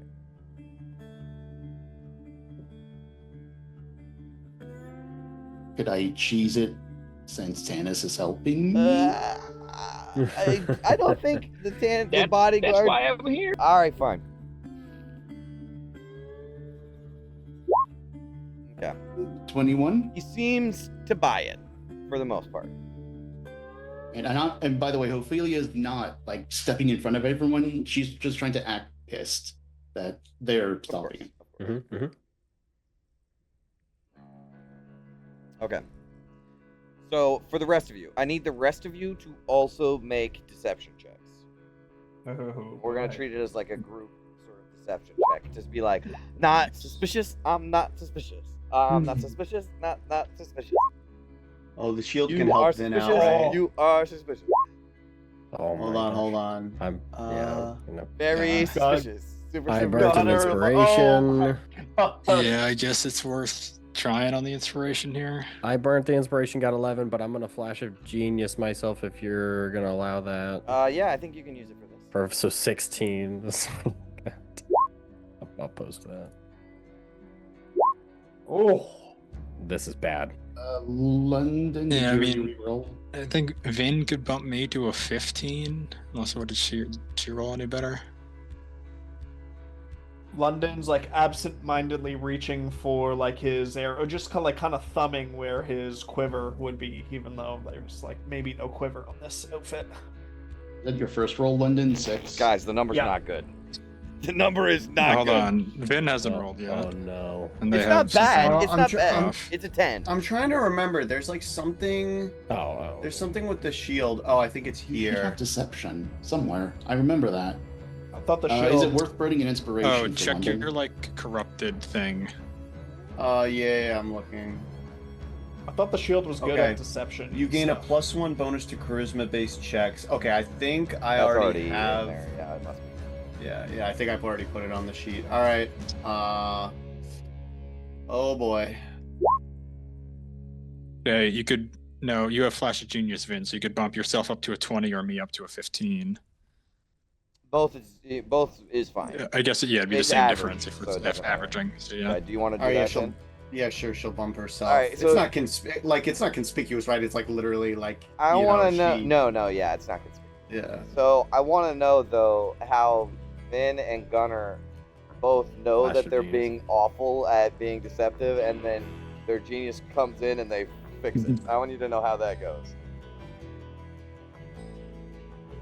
Well, I feel like the way I would flavor it for Vin is that, like she is using her ingenuity a little bit, but it's like the shield is planting the seeds. It's like the shield, like, like blasts her mind with like deceptive techniques. I think it's the opposite. I think the you're like looking super sus, and the devils look at you like, huh, that's weird, and the shield radiates this aura that makes them just like water off of plastic, right? Yeah, They good just, point. Like forget you exist. Yeah, they're like, oh yeah, that's Yeah. a devil, Like, they all right. just look Must right have been the wind. Yeah. Yeah. All right. What about you though, Gunnar? I don't know. I need help with this one. How do you Your not listen? programming kicks back in for a second. Oh, that's a good one. Yeah, I'm like, for a second, I get super nervous and I start getting anxiety, and my I start like tweaking out, and like my cogs start moving. Yeah. And then maybe my eyes like start to go green again, or start like flash a little bit. Yeah. And then I snap out of it, and I start thinking about back to how we defeated the Scrap Mother. That's all in the past. We're fine. It'll all be fine. Everything stopped moving. Very good. Who's got Lulu right now? Where's Lulu at? Does Lulu Assume- need to roll? Me. So Lulu's like what, sitting in your lap? Yeah, or like a parrot on a pirate's shoulder. You can feel she is visibly like, you can feel how tense she is, and she is shivering.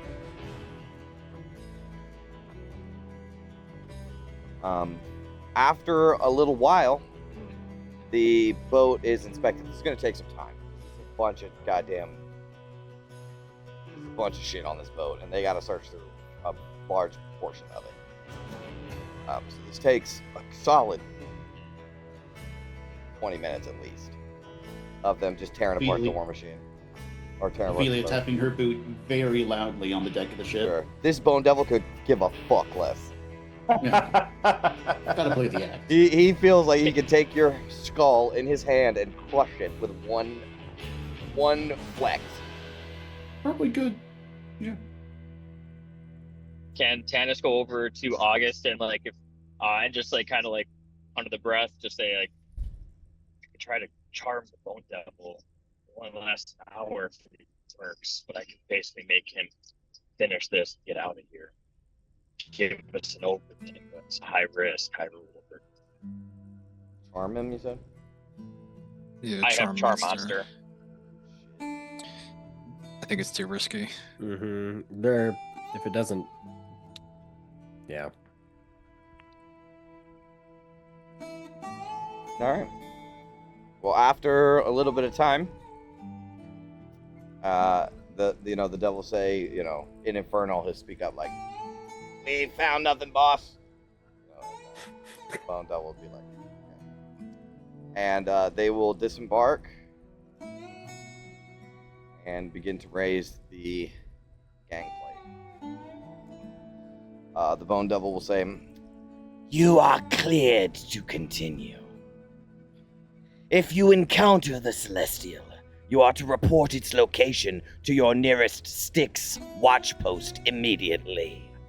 Failure to do so will be considered an act of treason against the Archduke.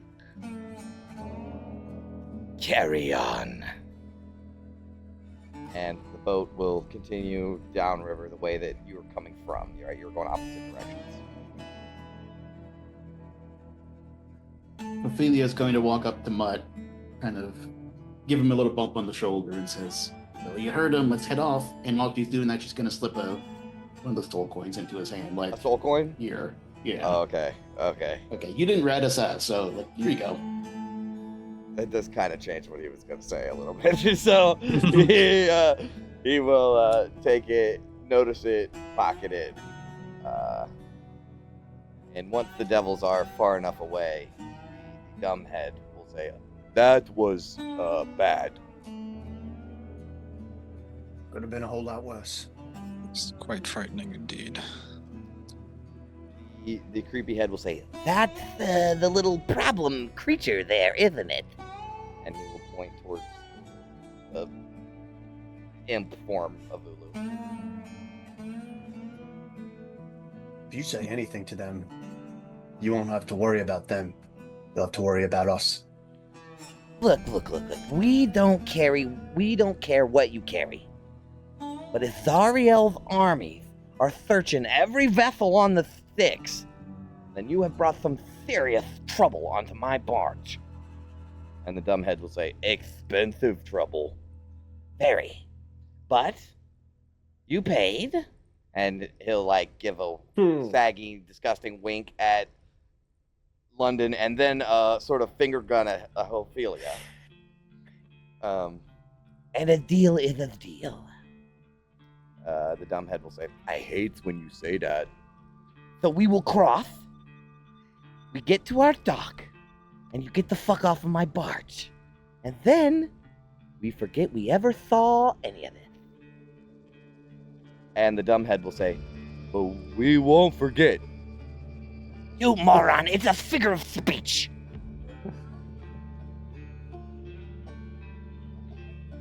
Well, we still need to get back. He kind of, oh, okay, well, that sounds like a you problem.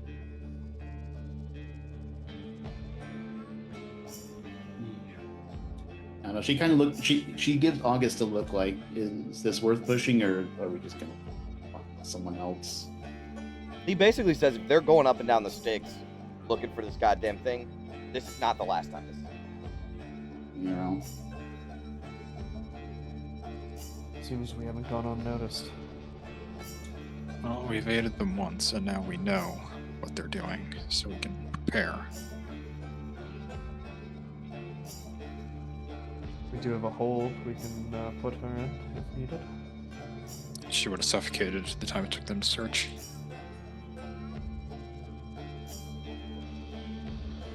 Can she not go in Tannis's, whatever, necklace or something? She'd point towards Mutt. Let's just worry about this for now. We can talk later. Got it. Understood. Yes. Since they didn't take anything, clearly that wasn't what they were looking for, so there's no problem between us, and she's talking to Mutt like. So we're all good? Mutt will say, I can fence when I'm not wanted. And he will march away. Really? I don't think you can. He will go back to the front of the boat or whatever, the back of the boat and drive.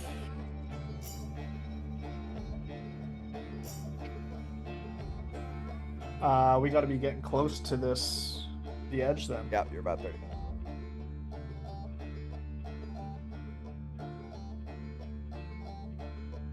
The cruel pragmatist in me says the calculus dictates that Mutt must die, but Vin was gonna mention this. August would Mutt never disappeared. suggest that. Gauntlet, remember we were talking about maybe learning how to pilot a boat? I think that's something we should consider a bit more seriously now. She kind of like leans in to August and is like, Do you think how many of them at the fort are gonna miss this one? Let's think about it here. We can't afford to draw attention to ourselves. She acknowledges that. Do you think Gunnar, you were saying it like for Gunnar to hear, or no? Just August?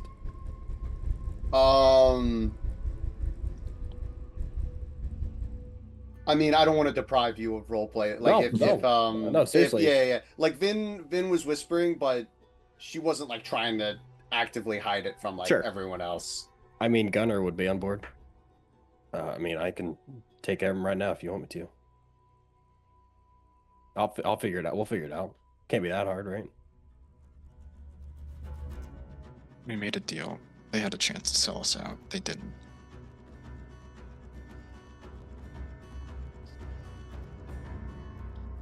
Might be worth having an option for the way back, even if we do know it's subject to inspection.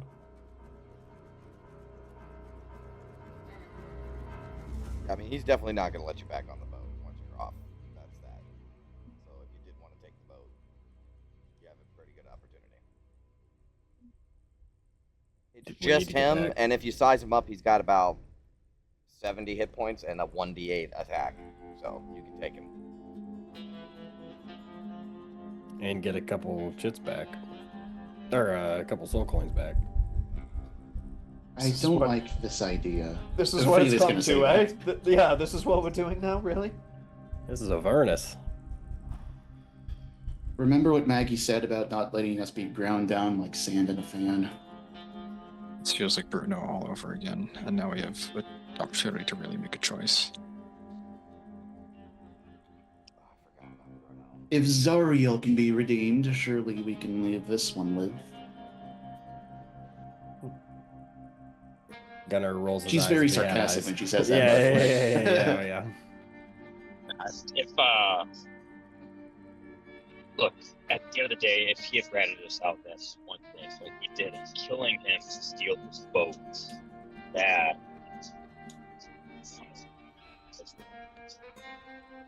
Lulu doesn't like the idea too much either. I mean, August does have a point that it could lead to, you know, like the classic, like Barbra Streisand effect. Like the act of trying to hide it brings more attention. And he could have sold us out as well. So I think Vin would acquiesce to Gauntlet's decision. I'd still say kill him, but It just feels wrong.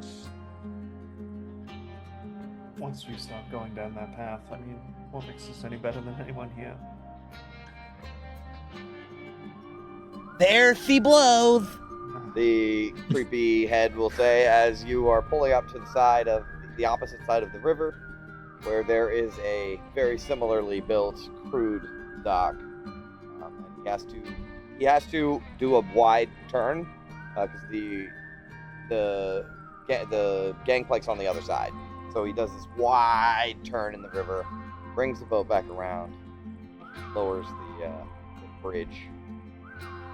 You guys have to back off of it. So there is this thing where they're like, a little more to the left, you know, because you got to back the thing off of this very narrow dock. But you eventually make it on shore. Let's get going as quick as we can, I think. Before you leave, The creepy head will say to London, you know where to find me. You know, if you ever want to see me again. If you can get us back across this river, you might. Well, I don't just know have about yourself a that, but you know, he's got 2 feet. maybe you. I'd love to get you a drink at the shithole sometime. to get over to the shithole and have to cross the river one time. He, with his giant, enormous hand, he will clutch one of your hands and pull it up to the disgusting mouth and kiss your hand. Oh. Thanks, Mutt. See you again. I hope we do. He Bye, says with a question sexy. mark. Okay. I changed my mind. Let's kill him. Okay.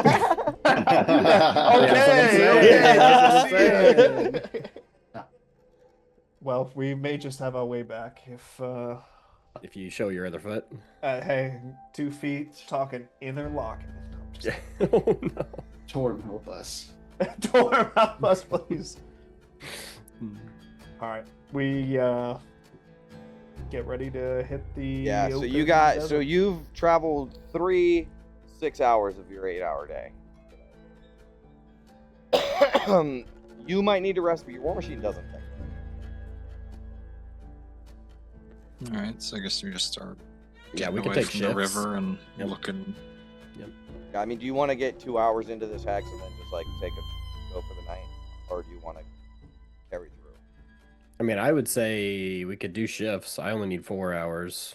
I don't think you can sleep on the war machine though. Have I ruled it where you can before? Oh, I don't know. I don't think. I don't Yeah, think, I don't I've, think I it's don't think come I've up. been on it before for that Not long. enough room for all of us. For a to... good rest, you can get a short rest on Yeah. it for sure. Okay. You can get a Okay, short good rest, Good to know.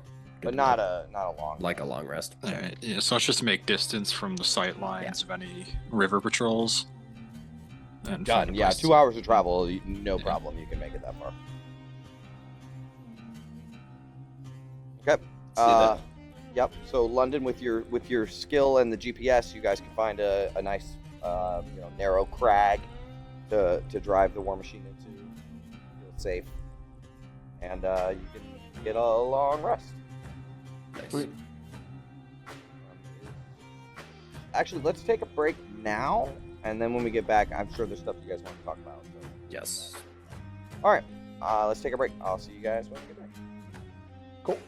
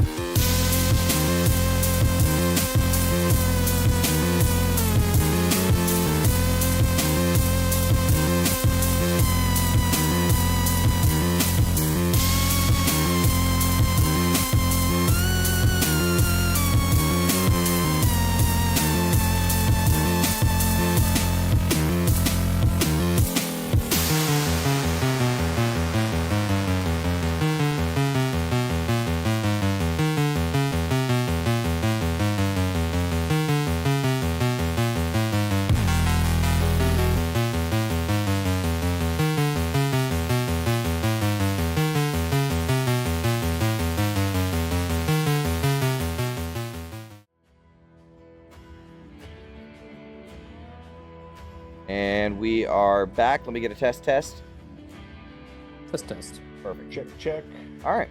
Well, you guys are in your little safe spot for a long rest.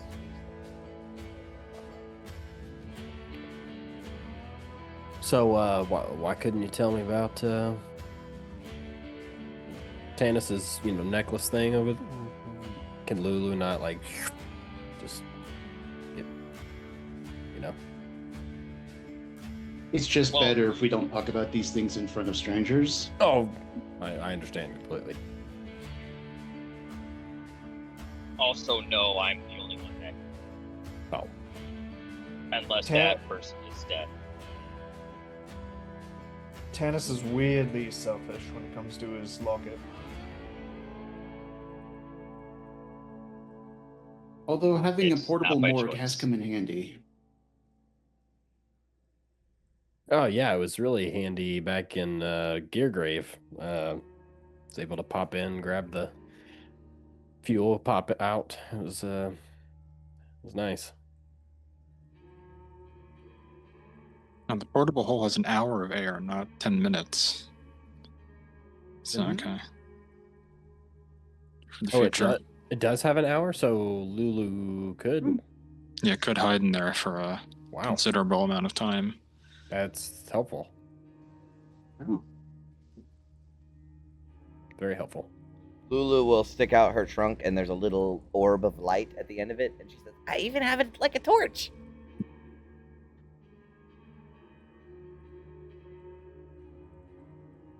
Well, So, that's a good safety plan if we ever need to keep her in safekeeping.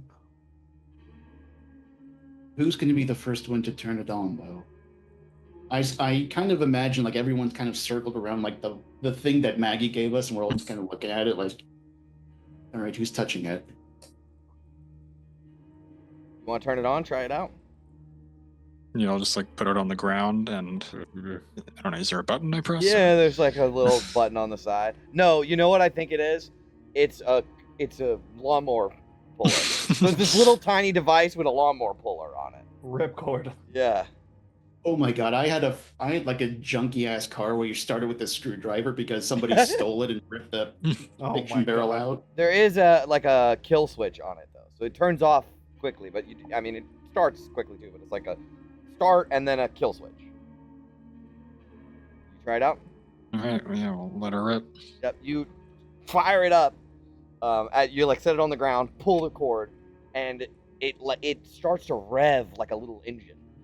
Right, and it takes a couple moments to get going, but it starts as a little spiral in the ground of sparks, like the what is it, Doctor Strange? You know how he makes those little circle portals, right? How it's like sparks on the outside. It starts as a little circle and it begins to expand outwards, spiraling, and it continues to spiral. That like sparks, just like it's a Doctor Strange hole. That's what it looks like.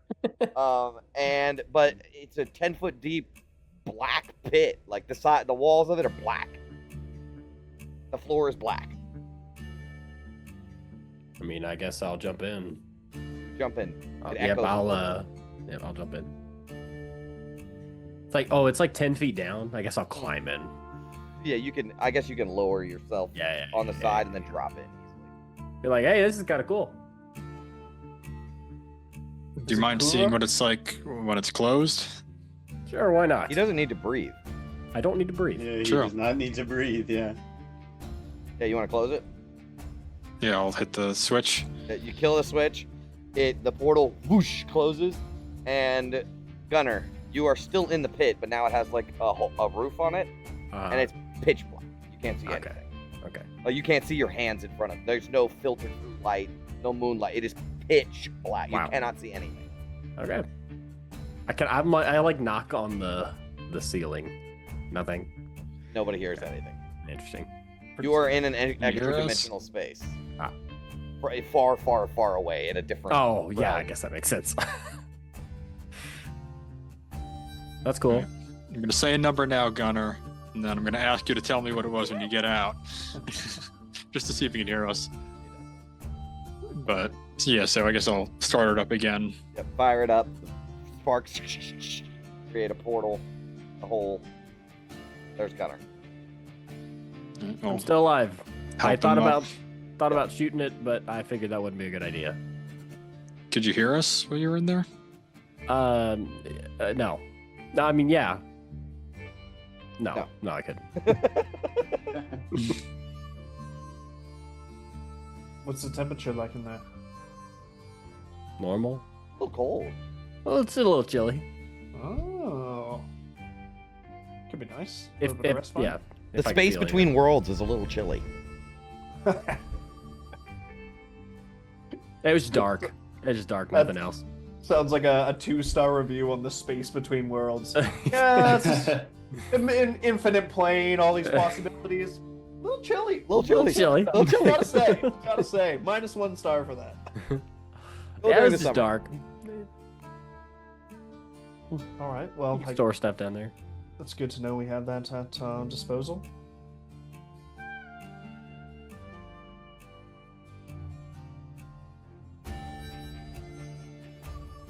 If we're speaking of items at our disposal, I have been carrying around something for a while. I was hoping we could all take a look at. One will take out the little vial with the little. I think there's a flame in it. I think Yep. you said. Yep. It's not just a Um, flame, it's like a fire burning on the inside. Right. He'll toss it to August. Where did you get this? It's a glass. I'll just describe it again. It's a glass vial with a gold stopper that has the head of a dragon on it. It's as unbelievable as it sounds from my dreams. When I talk about dreaming a little bigger, the premonition or dream visitor I've had was able to materialize this. And this happened when? Sometime between fighting those wasps and getting back over the Styx the first time.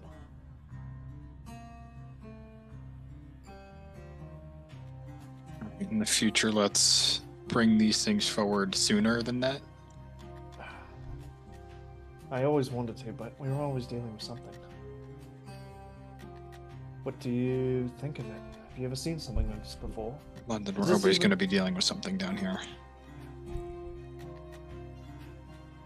This was from one of your dreams. You got this? Yeah. Is that even possible to materialize something out of a dream? I mean, Apparently. I could totally see some devil worming its way into your mind and placing something in your hand without you knowing. Those of Sim- you that know about magic know that there is no spell that you are able to cast within all 9 levels that could do something like that. Maybe at 9th level, maybe. If it really appeared in the dream, I don't know what kind of magic that is. Not anything I've heard of. Yeah, Felt you can like- also just turn invisible and put stuff in your pockets. That's my leading theory. I'm not explaining it right. This is no, at least it didn't feel like some devil's trick. This felt like everything I was promised about my future, my path, coming together in a premonition, something leading me towards something I always felt was there. That sounds exactly like a devil's trick. You London, all- what did they want you to do with this? Well, apparently this could be used, and he'll like look at Vin momentarily before the group. This could be used to make a deal with Bell. This? How are you supposed to make a deal if you don't know what it is? Vin, are you able to identify this? Can certainly try. You want to start casting Identify on it? You want to do it as an action or as a...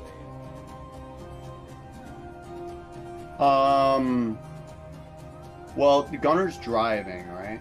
We're Oh no, Oh, yeah, it's like we're rest long for the resting. night. Right, my bad. I don't see why she couldn't take the 10 minutes, or I guess the spell slot would be moot too, but just in case something happens in the night, yeah. All right. Well, while you're doing that, you guys talk.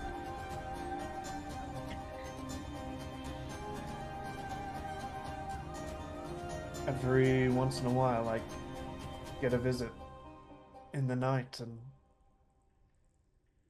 it seems like Osira's spark trapped away in what was that big ass tower called that was Zappet, the Cronin Interfector. Apparently that is, I don't know, calling to my dream visitor, and this vial plays a part in getting there.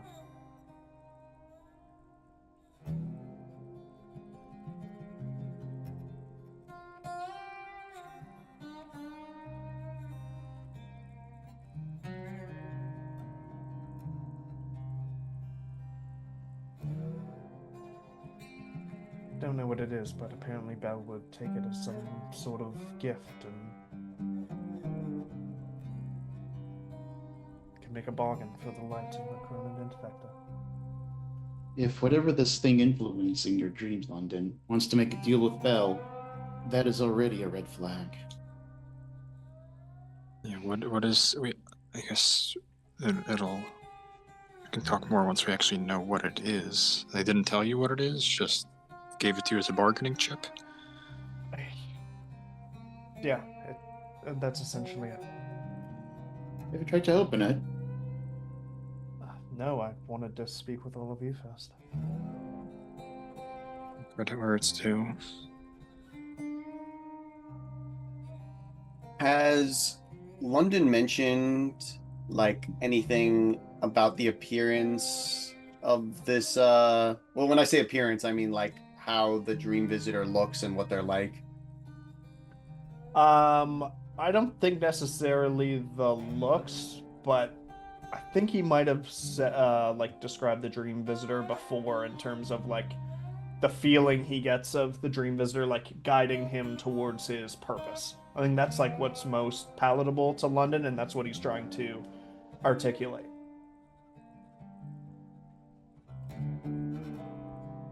You seem to all know your path, made decisions in your life, and have achieved greatness, but I was just some boy in Idlewood. I always knew I was destined for more, and now I can finally start to see the path that I'm meant to take. This relationship I have with Django, this can't all be mere coincidence and for nothing. For whatever reason, that Cronin Interfector is the beacon that's drawing me towards it.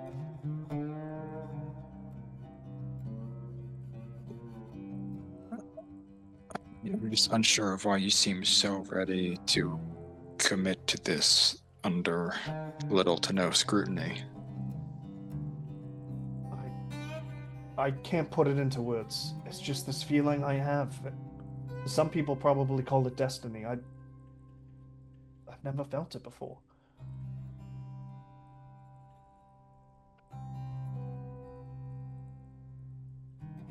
Haven't any of you felt that emptiness, like something was missing? Some question about what you were supposed to do, and then it suddenly becomes clear. Yes. I became a knight of the Order of the Companion. And you can see how well that went. You're not wrong for feeling this way, London, but these feelings you're having may not be entirely pure. There are things here that can influence you, subtly so or not. And whatever this is, it has to be physical.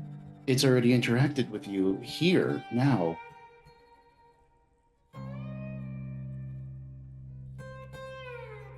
Either that, or be powerful beyond what we can comprehend. Ophelia said it once before, we need to become more powerful if we're going to last out here. It's not lost on me that I'm the weakest out of everyone. This can give me a bit of power, and I can use it to help us and help bring back Elturel. How can that be wrong? You don't want to do it at the cost of yourself. What if all this power that you are wanting comes at a price? Like Mad Maggie said before, not to beat a dead horse, but don't want to lose ourselves out here. We're also talking about this Corona Interfector like it's just an item or an object. It's a person's spark in there. Yeah. I don't know what the visitor wants from it. Maybe it wants to take the spark and put it back to Osaka. Has this been the only thing the visitor has done for you? This bottle thing? Has there been any other changes? Have they given you anything else? Not corporeally, just an idea, a sense of self, a sense of direction.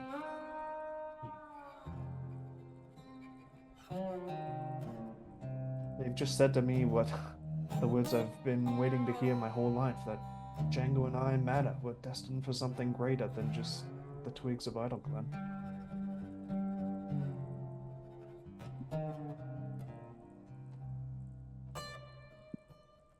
Those are also the exact same feelings that manipulators prey on. And the ability to give you something physical through a dream. Look at what it took for Orm, a greater deity, to exercise some of that power in the Hells. Who is this that can do it so easily?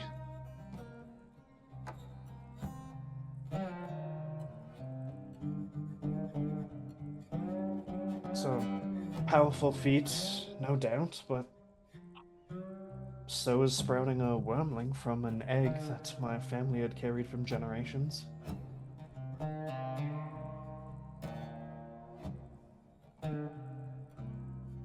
My point being that I get the impression that that means they are of this plane.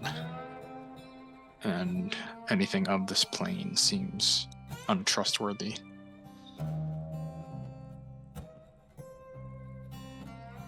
It feels more draconic than devilish, but I don't want to pull any punches with you. I'm being as transparent as I can. Have we determined what it is yet? Yes, it is the Flame of the Queen, is what it's called. It is a wondrous item, and it is an artifact, which means there are basically only one of them. This crystal vessel holds a swirling ember that is compressed by magic into a single impossible flame. The ember radiates faint warmth. As a magic action, you can open the vessel, releasing the imprisoned fire in a catastrophic eruption. Each creature in a 60-foot radius sphere centered on the vessel must make a DC 22 dexterity saving throw. On a failed save, the creature takes 30 d12 fire damage, or half as much on a successful save. The flames spread around corners, flammable objects in the area that aren't being worn or carried ignite. A creature's resistance or immunity to fire damage does not apply against this damage. Magic or features that would otherwise grant resistance or immunity to fire damage does not provide protection against this damage. Once the vessel is open, the magic is spent, leaving behind only a handful of ash. You were gonna open this? Welcome to the party. I don't have to worry about being the least powerful person on the team anymore. Then hand it back. If you open this, everyone dies. Bam. Are you sure? You're good with it, London. I'm thinking about London, like, tossing it to August originally, too. Flashback. Hey, we can put it in the bag of holding or the portable hole. Yeah, Vin can toss it in the bag of holding. Well, Vin can gently place it in the bag of holding. Does that tweak anything for London? Like, not having it in his possession? Is there any, like... Okay. No, but I will suppose- say, then upon inspection, you're like blown away by how powerful this thing is. But at the same time, it's what you're getting from it, like, oh, opening the bottle and releasing the flame is only one way to interact with this object. You know, the flame inside could be used for multitudes of things. That's just Yeah, what you can do with it. But in the hands of the Yeah. right person, that might be able to do something else. Yeah, it's like pure energy, and that's all we mere mortals can comprehend what to do with it. Yep. You immediately recognize, I'll say, Vin, that this is powerful enough to, like, destroy the Creed Resolute. Whoa, I that feel like certainly changes things. I feel like she would crack a joke about it, like, Or like think if we were- or whatever. It could probably, it could, break both of the contracts with Zariel if you get them both together. You could use that to destroy them. And whoever is And noble everyone in enough to the open in a 60-foot diameter, right? Or is it radius? 60-foot radius, so 120-foot diameter. It's a bomb. Damn. Yeah. Hey, more like a nuke. A glass bottle bomb, no less. Yeah. All right. Well, that's certainly interesting.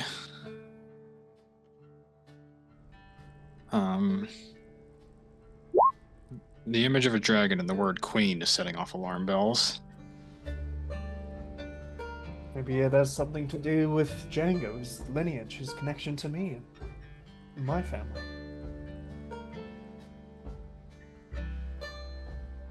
Would Vin know? No, this is an August thing. I feel like Vin probably heard the story, but August would be the one to point out. You know, like devilish and draconic are not always mutually exclusive. Yeah, I don't know how much of that is common knowledge.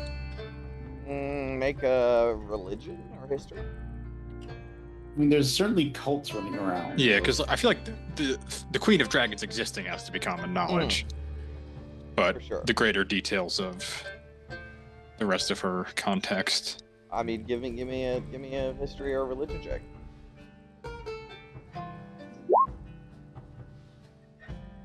$14. You know that the Queen of Evil Dragons' name is Tiamat, and that she lives in hell, for sure, yeah. That's about the extent of what you know about her. You don't know where in hell or anything about that. But Yeah. That's enough to London's- set off alarm bells. London's never heard of that before. I mean, Ophelia, do you get anything of a divine sense from this thing? You can cast Divine Sense. what does Divine Sense give you? Celestials, Fiends, Undead. Technically for just creatures, I believe. Yeah, no, nothing from this. I read it all. There's nothing. Doesn't seem to be any lingering effects of fiendish or divine nature.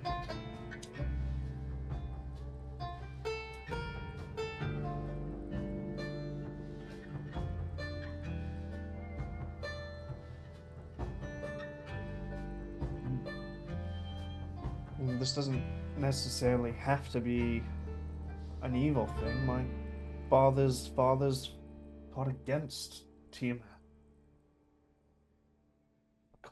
Calmerians helped put that cult away. Can't this be remnants from the metallic side instead of the chromatic dragons? Did you mention? Sorry, I was busy. Did you mention why she gave it to you? Yeah, as like Yeah. a bargaining chip with Bell. Oh, okay. All right. I didn't know. I didn't have that written out, so I had to write that out real quick. But did Yeah. they why? Like, what did she want? Did you say that? The spark is the The spark. end game. Okay. You And did to say that. get it, yeah, London will explain that, Bell would be open to, is like capable of like trade and making deals. And this would be the bargaining chip to do that. Happens after you get the spark, London. That I don't know. Trading one bomb for another. The idea of us getting this incredibly powerful artifact, trading Bell, getting the spark, and handing it off to gods know who. Like, does that not make us seem like pawns in some greater game beyond our comprehension? I'm not saying it's not risky, but what if it's not Tiamat? What if this is the key, that missing puzzle piece that I've been waiting for? Maybe this will help me become as powerful as I know Django and I can, and I can help all of you rescue Elturel instead of being a liability on the team. You've never been a liability.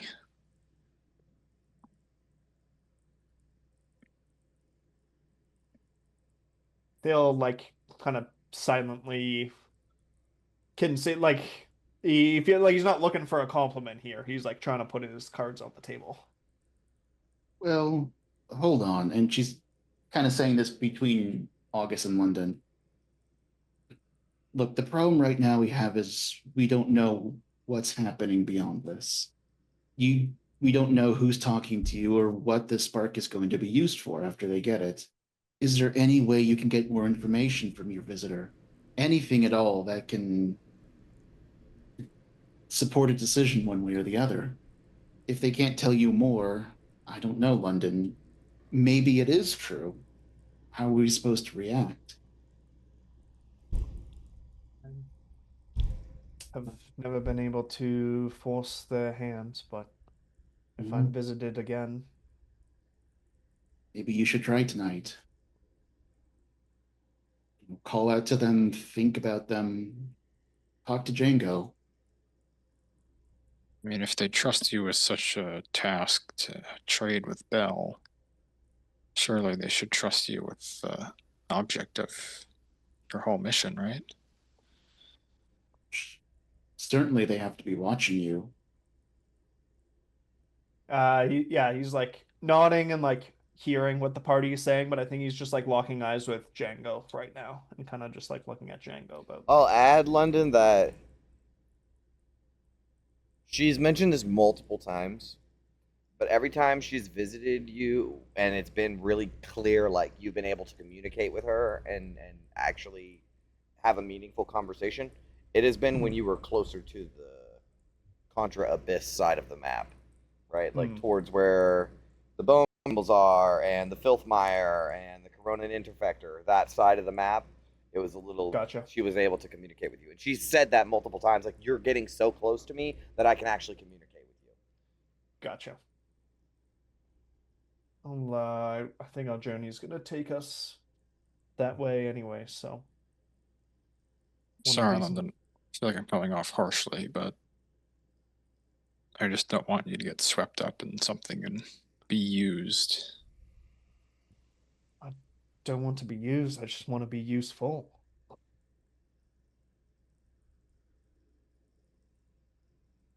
You're all Hold on, London.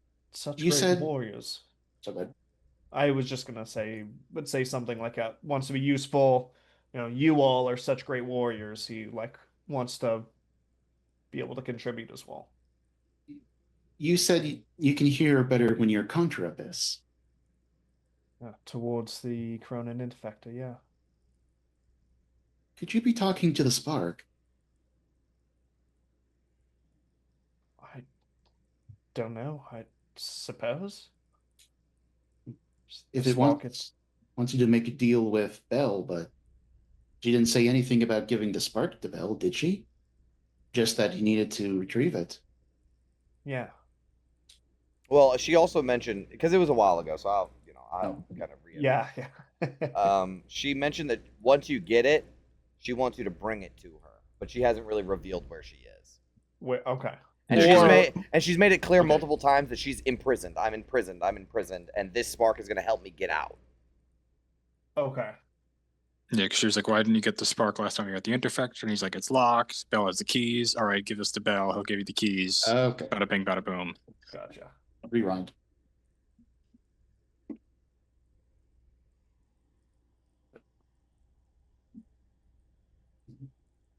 And that's the other thing of what is Bell going to do with this? And where else are we going to find a means to destroy the Creed Resolute or the contract? Styx, sort of Zariel. There's got to be something else in here besides this vial. I thought we were gonna butter Zoriel up. He's gonna help us all, right? Lulu does not appreciate the sarcasm. Do we lose music? Figured the order of operations would leave that part for the last.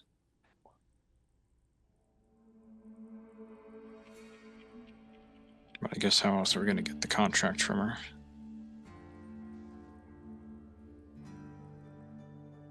Well, I'll let you know if I'm visited again, but I just wanted to share with the team. And you let us know as soon as it happens this time, right? Not 10 days later. And you find another vial of fiery doom in your pocket. I mean, I feel like that is something that has been glossed over, or maybe I just wasn't here for it. But this entity, this visitor, was able to manifest an object in your dream into reality. That makes me think that she's more than just what you're thinking she is.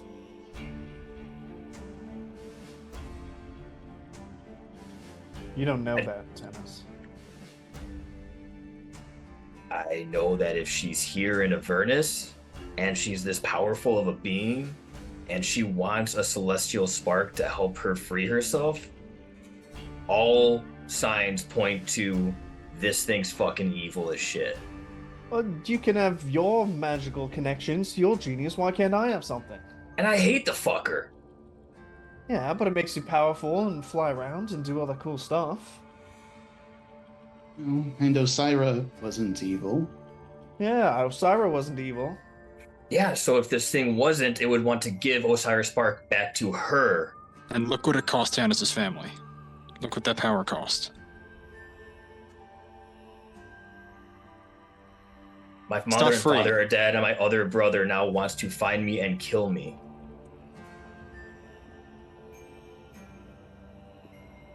I'm just saying, we don't know it's evil. My family, the Comerians, have always had a connection with dragons. This could be something more than just the tricks of some devil down here. You're right about that. It certainly warrants investigation. I just think we need to be coming at it from a place of suspicion. Right. London, you're not wrong for feeling this way. I think what we're trying to get at is we just want to make sure that this is genuine. That someone isn't trying to use your good nature against you. You are a good person, and you do want to help. But that can be a weakness that can be exploited in the right ways. We just want to make sure this is right. And if it isn't, we don't want to lead you down the wrong path and have you regret what might happen. Well, I'm sure I'll make the right decision when the time comes. He'll say, like, kind of, like, shittily, I guess. Yeah. He just, like, really doesn't want to believe that this is... He really wants to be big and strong and powerful like you guys. You try telling your teenager they can't go out and party. We're all in the same place. Yeah. So whatever greater achievements you think we have, they've all led us here. Everything each of us have done. I'll let you know if I'm contacted again. Please do.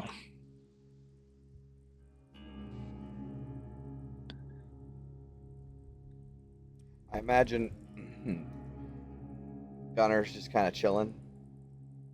And then Tannis sits up and is like, yeah, my mom's dead, my dad's dead, my brother wants to kill me. And he's like, whoa, what? Hold on. Gets a notepad out, like, what? Oh, hold on. Always taking notes. Like, whoa, the whoa. book Steve Rogers had to, like, all the shit that he had to catch up on. Like, whoa, hold on.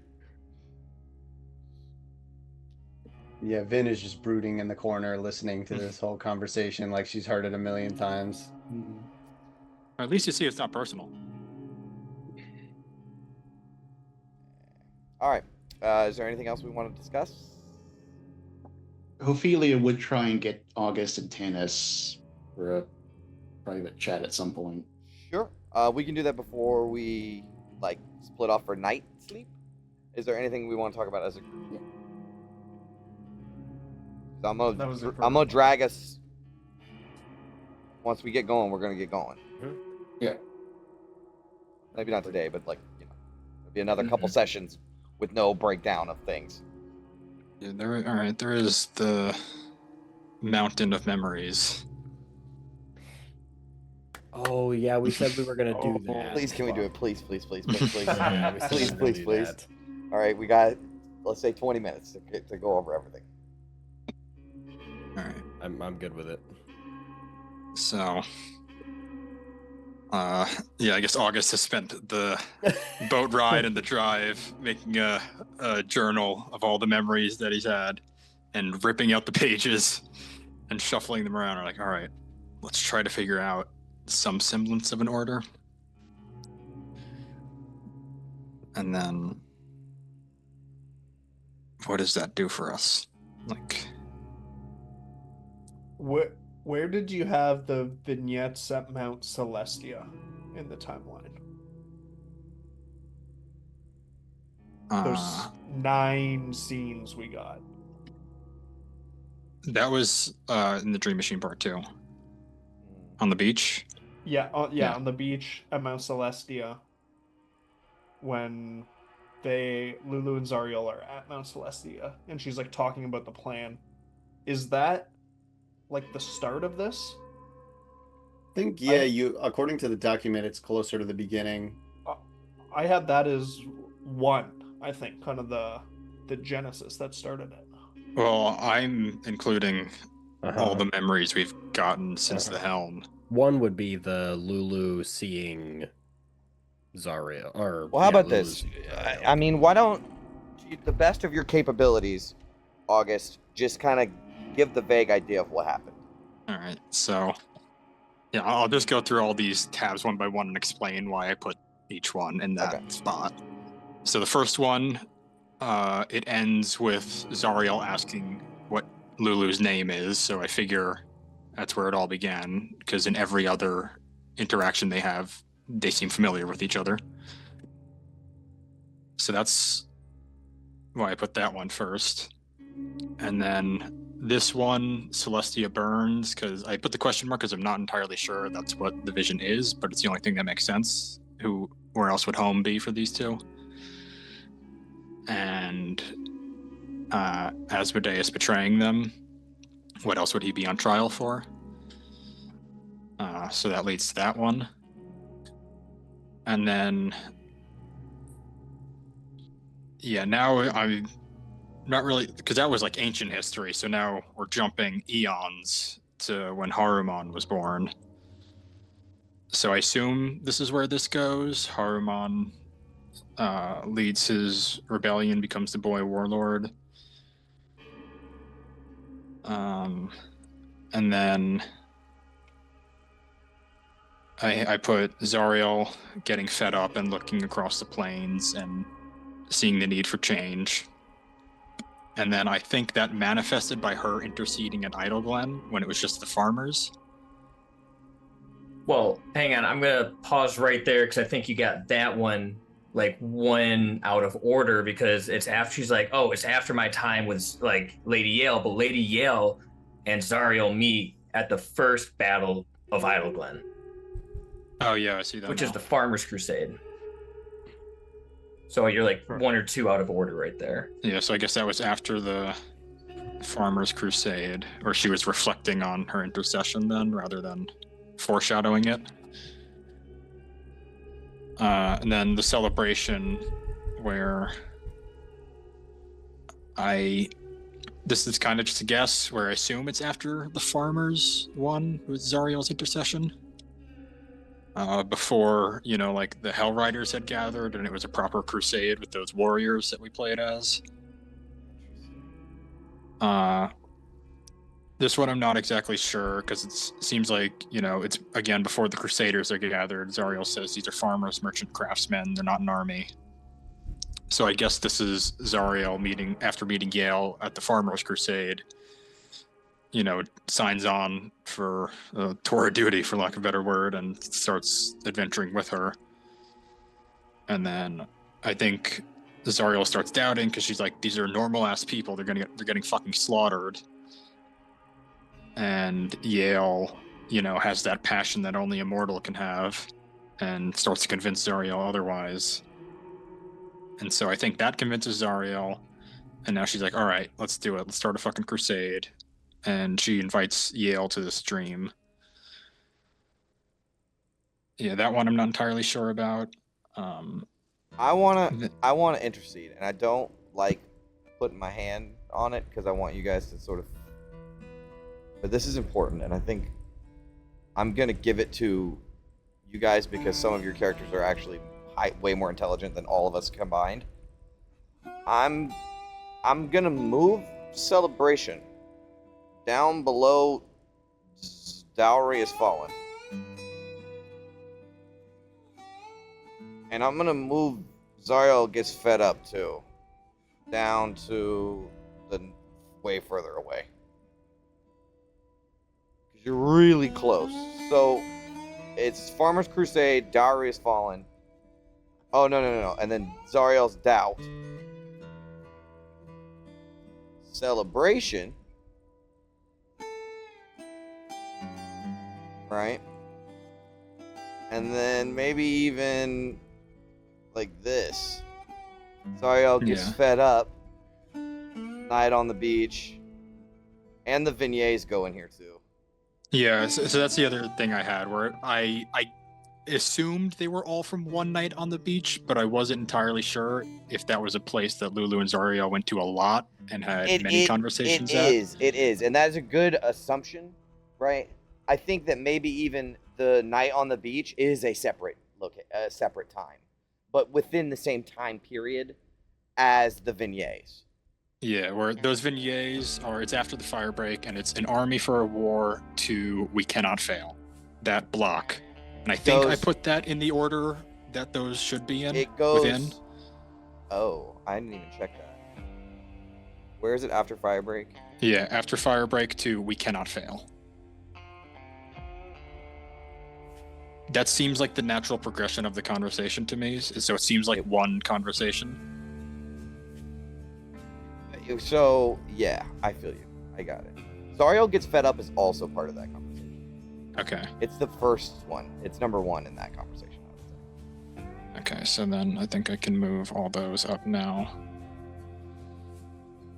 Honestly, let's see if I can combine these tabs. Just make it one big one for this night on the beach.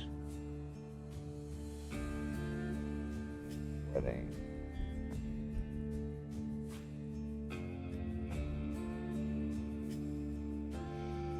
Sure.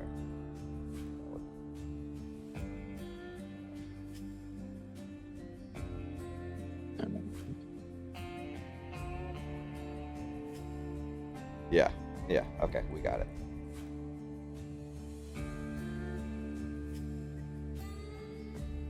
Okay. Alright, I'm gonna tell you guys one thing.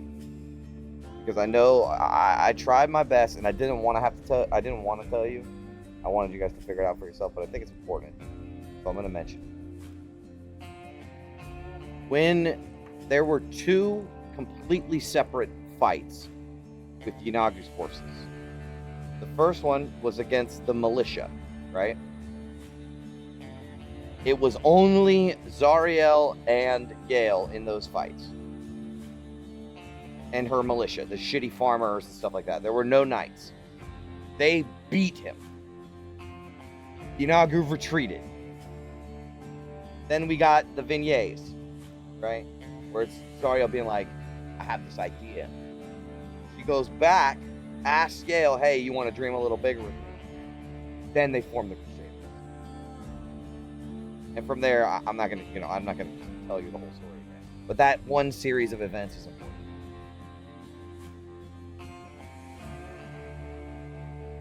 So them seeing it was possible to defeat them was like the impetus to start the Crusaders. Now that they know we can do this.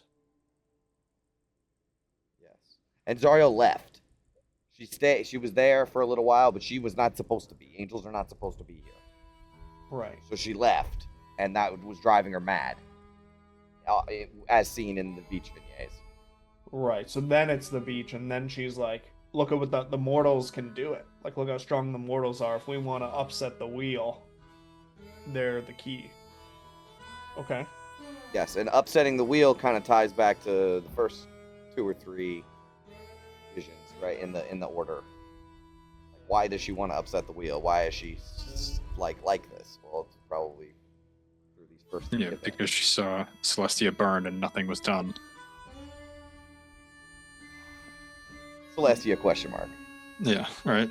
Yeah, for lack of a better word.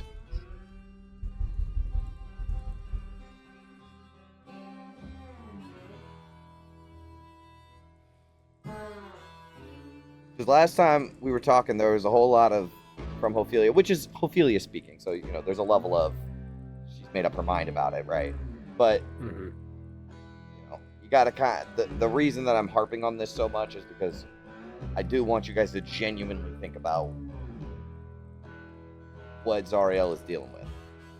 How she came to the conclusions that she had. Maybe they're the wrong choices, right? We don't know exactly why, but this is you're supposed to try to glean that information.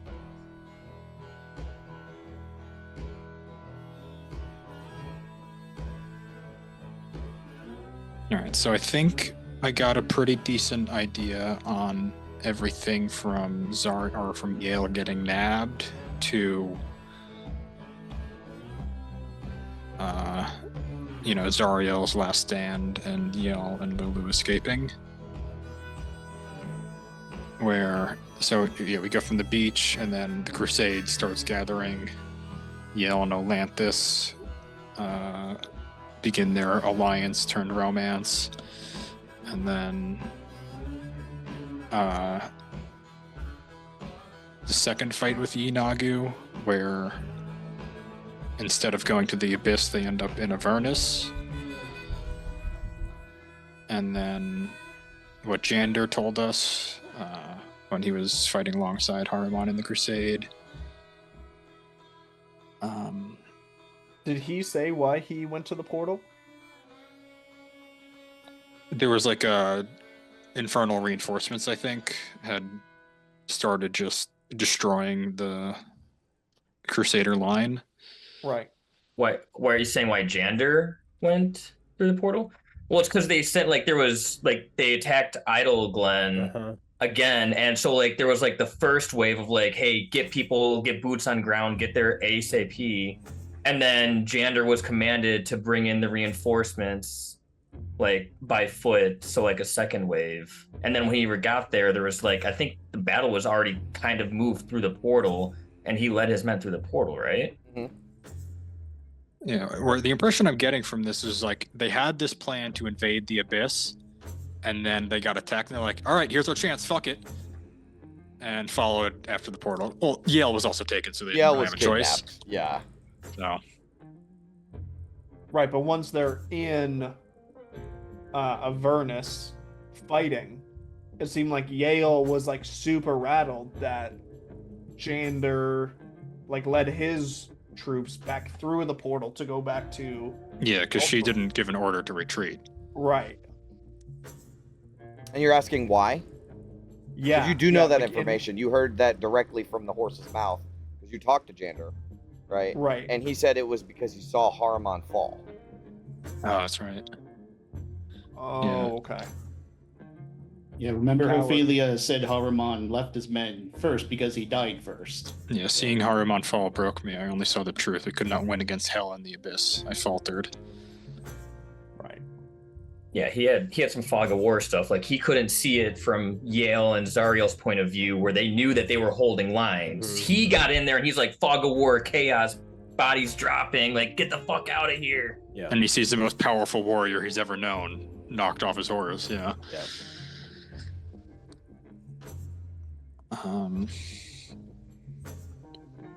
So then I think that's when we get the scene on the cliff top with Zariel and Yale discussing.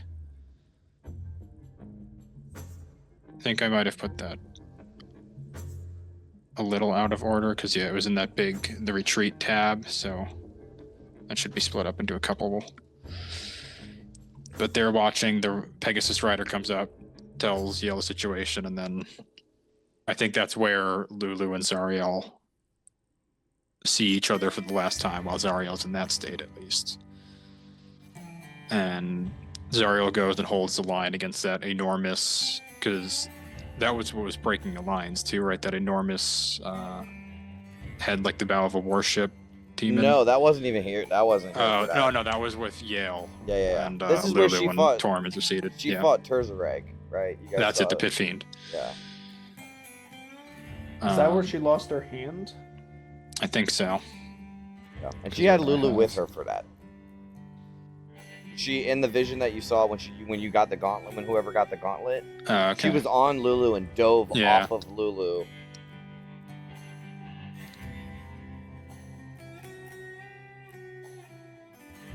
Yeah, so that must have been at some point during the battle where, I'm not sure where to put that in the chaos of the timeline in that during the battle.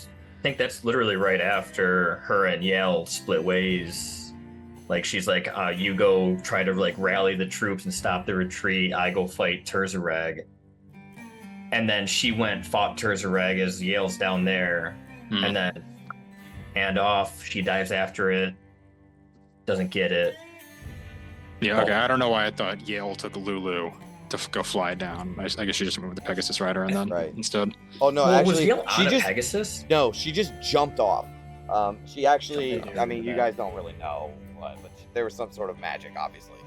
She was 200 feet in the air, and she just jumped off the edge of Lulu, dove towards the battle.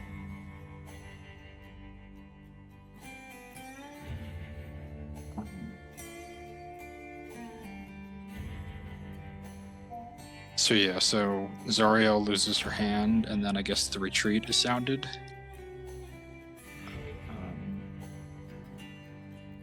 So. Well, the retreat by Jander? Yeah. Nah, I flipped those. Okay. Jander retreated first.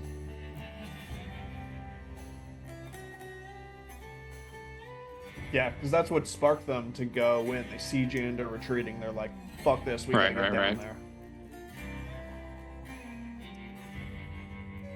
And then she goes down to fight him and then loses the hand. And you guys have seen at the gates of Thrasil Kur or whatever, Zariel stabbing Terzareg. Oh, okay. Yeah. Okay, so then when does the sword get passed off in that time? Thought they had it while they were escaping from all the demons that were pursuing. Yeah, but Zariel attacked Terzareg with it. Correct. So when did Yale get it? Well, Yeah, there's a vision of that. Yeah, it is important. She didn't have a hand when she gave Yale the sword. Yeah, hand freshly severed, and the sword is floating in the air between them. So it looks like a moment of calm in this battle, so I guess, yeah, it's the devils and demons fighting now. The retreat has occurred. Terzareg is slain. And now they have this moment.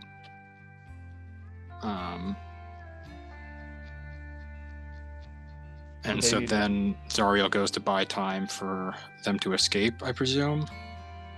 And she like turns into that pillar of light. And then, I'm pretty sure Jay never explicitly said, the big man's name, but I showed an image. I showed a who else could it be? handout with his name Yeah. on it. I think you said he had a ruby rod, so.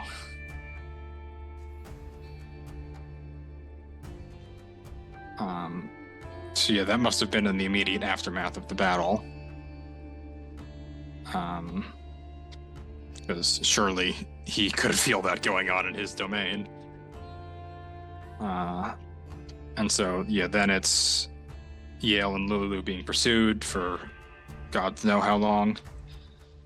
And then they make their final stand, and Torm intercedes and creates that citadel.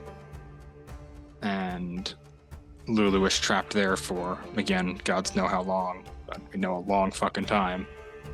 And I don't know if I wrote it down, but I seem to remember it kind of sapped her memories being in there for so long.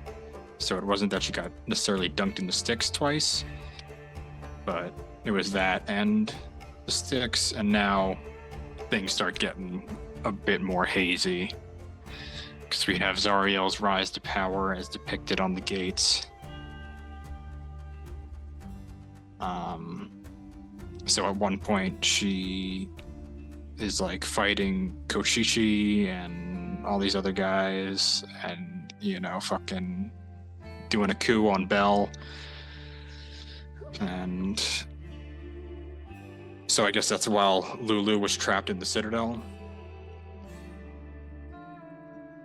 But at some point there's a memory of Zariel, no longer angelic, interrogating Lulu. And so when the fuck did she have her hands on her, and why did she let her go? I mean, okay, so my guess here is Mahadi had her at one point and claims this will be a fine present for the Archduke.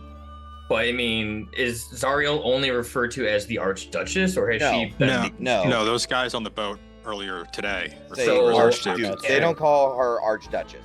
Archduke.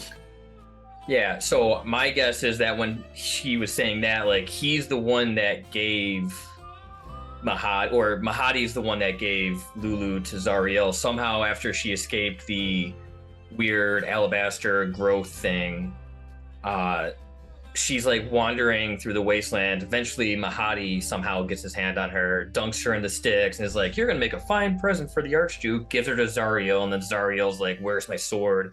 But she doesn't know anymore. She was dunked in the Styx, washing away the last of her memories, and that's when Zariel's like, okay, well, you're no use to me. You have to let her go? That is a curious thing, isn't it? That is weird. That is something to think about for sure. She just let her go. Not just let her go. Because what happened? Because y'all know what happens after that, right? Like, let's say, okay, let her go, but what happened? Like, how do you know that she let her go? I mean, because Sylvira said that she found her in the material plane somewhere. Bitter breath. Remember bitter breath. Oh, yeah. Well, she was being transported by Zariel's troops, and he attacked the cargo convoy. So I assume that was when Mahadi was handing her over to Zariel, and they were like bringing her. Is it? But I guess it's after the reverse then. Where was she taking her? Yeah, so she let her leave with an armored convoy. Lulu was being transported. Right. Oh, maybe back to the crypt? Well, but she got to the Did we ever get convoy, told right? which way the convoy was going? No, you saw it in a vision. You never talked to Bitter Breath about that. Yeah, I don't know how well that conversation would go. Well, I don't know how well it would have gone then. Not going to go good now. But theory crafting.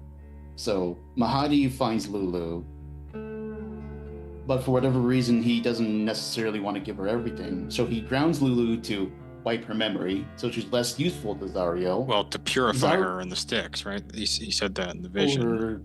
Because it's like mortal souls have to be purified before they can become like Lemire's and stuff. Oh. Okay, that's true. So I think losing the memories was an unfortunate side effect. Well, point being, Lulu isn't as useful to Zariel. Zariel can't get through with her. If Zariel knew about the dream machine or something like it, maybe she was being taken to somewhere to get her memory back, and that's where I want Lulu, since this conversation is also happening in game, I want Lulu to speak up at this point, and she says, well, what if Zariel didn't want to hurt me? It occurred to me where if maybe there's still she couldn't betray that connection.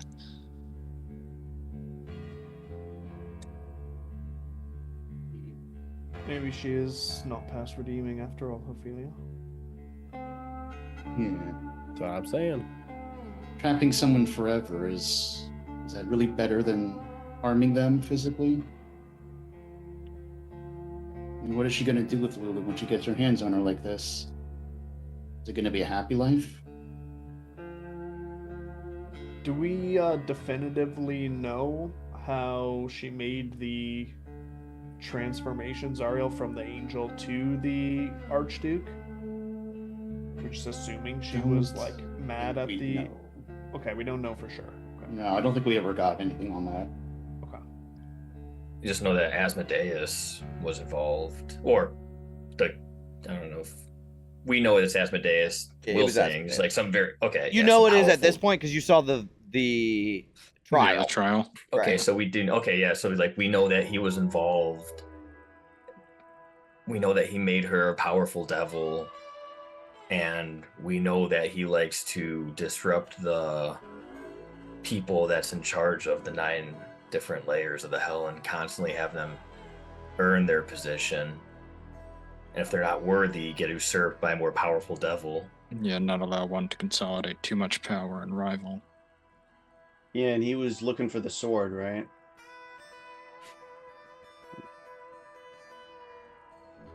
Definitely mentioned it. Yeah. The only reason you don't actually know about the transformation is because the only vision that you've gotten anything like that is from Torm, right? With the helm. Everything else is Lulu's memory. She wasn't there for it. Yeah, right. And so, I guess the only missing piece then is the crypt. Or does that fit? I think after she escapes Zariel's custody after Bitter Breath attacks her, maybe that's where she was being transported to, hence why she was so close by, and Olanthius knew she wasn't safe there because Zariel's forces were looking for her. Olanthius not wanting to betray Lulu because of their past, found a way to get her out of there. Or sent her on her way at the very least.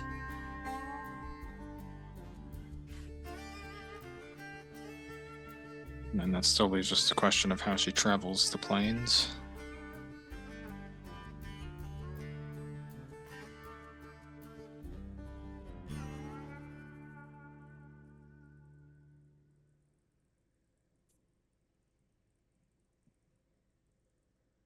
You guys did really good. I'm gonna give Brendan the crit. I'll give one to Will too, because Will also had a pretty good idea of what it is. But everybody can have inspiration. But you guys can have a one-time. This attack is just a crit. Here you go. This is a crit. Boom, automatic. So it has to be an attack roll, unfortunately for you. August. Kind of sucks for you a little bit, but I'm sure it'll be some kind of use somewhere. Wait, And so you'll is that give an me one of ability those two? check? Huh? It can be an You ability. said you'll check. give. Yeah, you get one too, Will. Oh. Yeah, Wow, thanks. you had a lot of input, like you parsed the story and the dreams as well.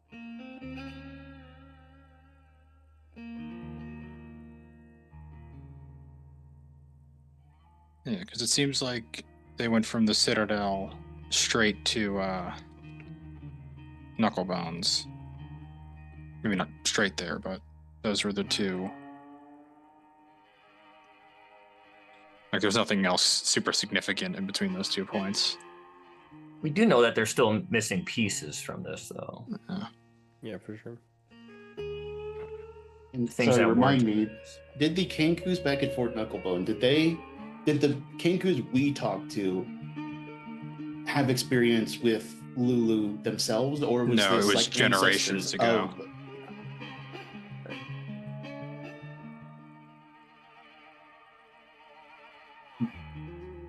I guess generations is a hint at how long the latter part of this series of events lasted. Yeah, which is probably why, like you were saying, being inside of the flesh palace is not like draining her. If you're asleep for, a couple hundred years, it's gonna take a little while to remember what the fuck's going on. Yeah, Yeah. right. What's the relationship between Olanthius, Haruman, and Jander? So I think Haruman and Jander met in enslavement. Is that correct? Yeah. I think Olanthius was later on. Yeah, He was High Rider, yeah. Yeah, he was always in Elturel, whatnot. Yeah, after Yale and Zariel came up with this plan, like, we need to start the Crusades, they were trying to Right. amass more people to their cause. And then that's when Olanthius was like, I've heard tell of you and your militia. And then he joined the Crusades because of that. And then he gets married to Yale. And then Jander and Haruman They joined like, after. Yeah. also, so they like under him. They're all. It seems knights. like there was Zariel, who was like, you know, above the mortals, and you had the big three mortals of Yale, Olanthus, and Hardamon. And they were like this triumvirate of mortals that amassed their forces to create the Crusaders. Right. Okay. And Jander was a bit jaded because he was like, I thought I was your boy, Haruman, what the fuck? Now you got two new friends. Hmm.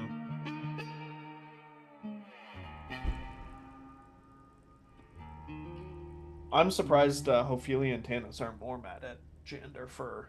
Oh no, Tanis Failing. is furious Okay. about that. He just hasn't really voiced it, but he is like, his opinion of Jander after seeing it from Yale and from Lulu's point of view and seeing them up there and Yeah. seeing the formations not breaking and them holding the lines, even though they weren't definitely, it's like, that guy's a fucking coward. Yeah.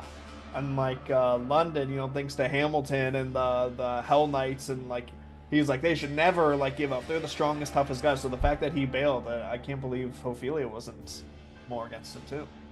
Well, makes at sense the that Tanis time, would not hold like on that. now. At the time, when you had heard Jander's side of the story, it makes a lot more sense, right? And that's it. That's important to remember, is that each one of these decisions and events, you're seeing only certain perspectives, right? So the perspective that you first saw about when the retreat was Jander was fucking broken by what it was going on. Like, he saw this kid. It wasn't this strong warrior anymore. It was the kid that saved him, right? Get dragged off his horse, and he's like, all hope is lost. Like, can you imagine going through a portal and now you're suddenly in hell and there's demons everywhere and devils everywhere? Like, you guys got to slowly go in. Like, you first were in Elturel in hell, and then you were like on the surface in the waste. They were face first into a war, right?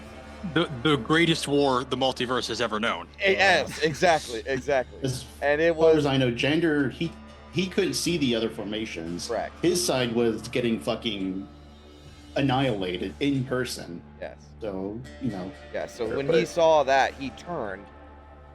But when they're looking at it, like when you said, like you said, when you're looking at it from Zariel and Yale and Lulu's perspective, they had the line. Like, they were going to do it. All they needed was the reinforcements to close the formation.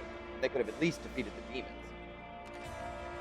I mean, there's two reasonings for Tanis. One, recency bias. Last thing he saw most recently was like Lady Yale and Lulu and Zariel. Also, at the same time, it's like there's also a chain of command and military regiment, and so a captain giving the order to retreat that's not good. There's a third thing about cowardice. Like, if you're gonna die here, let's die. Like, if you're gonna do this, let's die here. We're doing it now. Like, if nobody told you to go back, then you keep going. Or if it was, they weren't entirely ready for this. Sure. Yale And got none of- nabbed, and they're like, fuck it, we gotta go. I don't think Ophelia actually said it, but one of the things I wrote down for her was, is it worth depriving hundreds of families, their loved ones, just for an honorable death? Like, if you're not going to accomplish anything, what's the point of dying? I mean, if you're a Hell Rider, I feel like it's pretty ride or die. Like, kind of literally. She's more on the pragmatic side. Like, Say that shit again, Ophelia. Say it one more time, out loud. Listen when you say it. let's see. Does an honorable man demand suicide from those he leads? Does an honorable man force an ignoble sacrifice onto those with duties and promises to their families back home? Is it worth it to go out there and die if it means nothing? Right? So you got to make it mean something. Remember that. We can go to that battlefield right now and ask them if the honor was worth it. I'll tell you, there's I don't think we'll get an answer. somebody else that definitely feels very similar to you, Ophelia.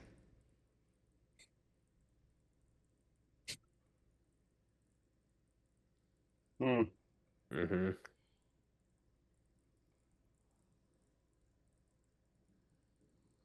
All right. Did we do it? Does everybody kind of have a better idea of what happened? I definitely do. I think so. Yeah. That was Very cool. helpful. I'm very appreciative of that. That was months and months and months of visions. Mhm. All Yeah, I got condensed the into one other story. half of the story, so that was nice. Okay. So that being the case, is there anything else you guys want to talk about before that's it? We level up at some point. For the memories, I think that's pretty much good. What level are you guys? Act 3 9. level up. The big 1-0. Listen, it's the big 1-0. Let me think. Let me think. It's Act 3. Let Jay. me Come think. on. Let me think.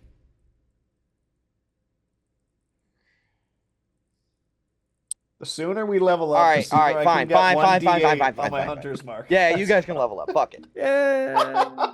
Let's go. Do you get like new spells and stuff, like new level of spells? No, but I think a lot of subclass features pop up at 10. 10. Yeah. Mm-hmm. I can stop being so selfish. My amulet now. All right. Well, we're in Act Artificer. 3, so let's go for it. And then Gunner- Ophelia Gunner and wanted to Vin have a get conversation, right? Oh yeah. Oh yeah. Do you want to do Well- that to end on?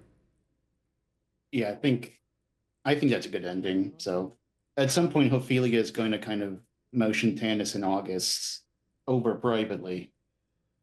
And under her breath, she's going to say, "We have a second one who's now trying to get himself to Bell. Vin's already bad enough, but now there's two.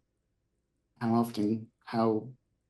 long can we put this off without something snapping?" The longer we spend on this plane, the more convinced I am that we'll be meeting with Bell before our time here is done.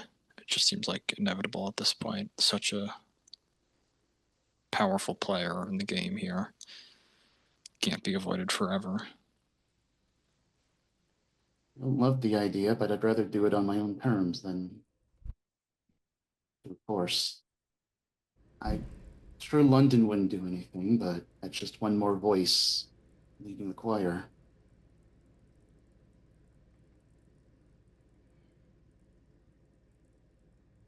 For what purpose would we go to Bell if not to ask for help, which we know what that entails, just to appease Vin and London's desire to go there?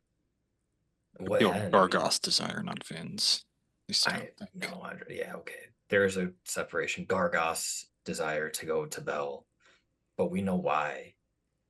If Vin has struggled with this decision, I know she thinks that she hasn't, but if she gets there, I mean, how his will to stop her, will she be able to even not throw that thing into the fires below?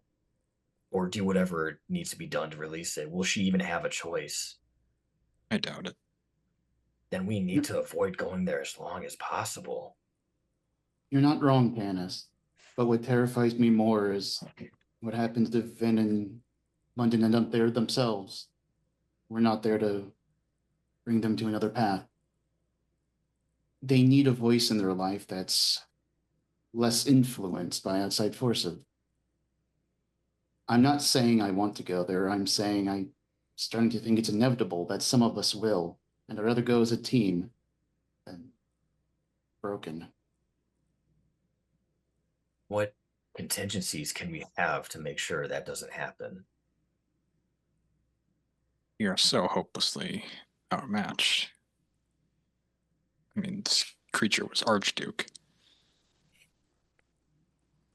Surely it has to be better than just twiddling our thumbs waiting for one day Vin to just not be here. We need her. We need her in London and all of us. At some point, that voice in her head is going to get louder and louder.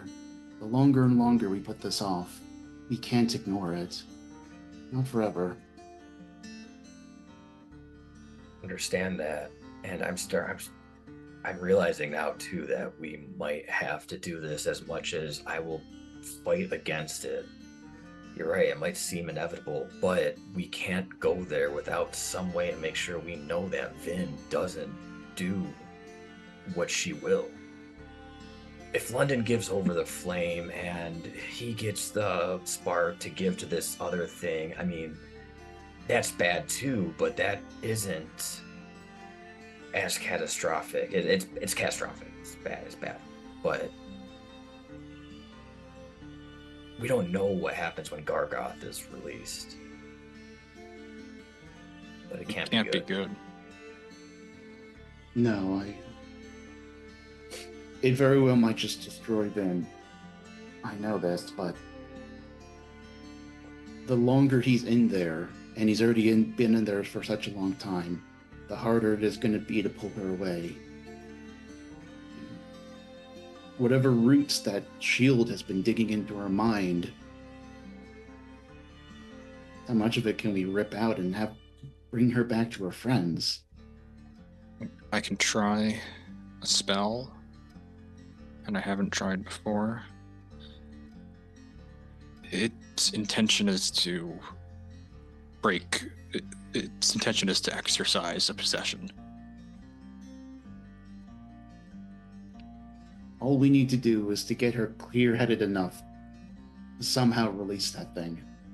She doesn't need to drop it here on the road, but when the time is right, she has to make the decision herself. So I think that's the best thought. I don't know if this will have any effect, but at least for Jay to get an idea on what I'm intending. I'll say that as a cleric and a person who has witnessed an exorcism before, that this is definitely a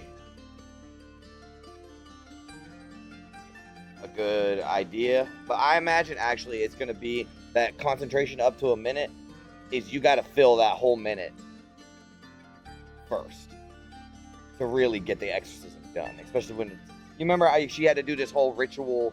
Feria Jinx had to do this whole ass ritual for this big ass possession.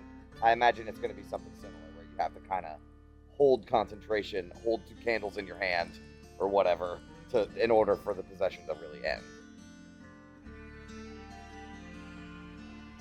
Can I just say as well, I like to think right now there's like a random scene cut and Vin like approaches London while he's like, you know, on watch or whatever, and she sits next to him and she's like, so London, tell me more about this strange visitor of yours. August, I might also have something. She's going to specifically point to this part of it. It may not be able to exercise everything, but if we can get her inside, if it just dampens the effects, it could be enough. You can also trap in there now. It's a costly spell, though. Vin is worth it. She's worth 1,000 times that. I was saying more if it works, not that Vin isn't worth it.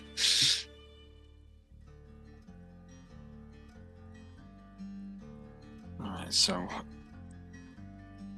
we got this crypt coming up. Seems like Olanthus is going to be there. Do we want to experiment with this shield before that?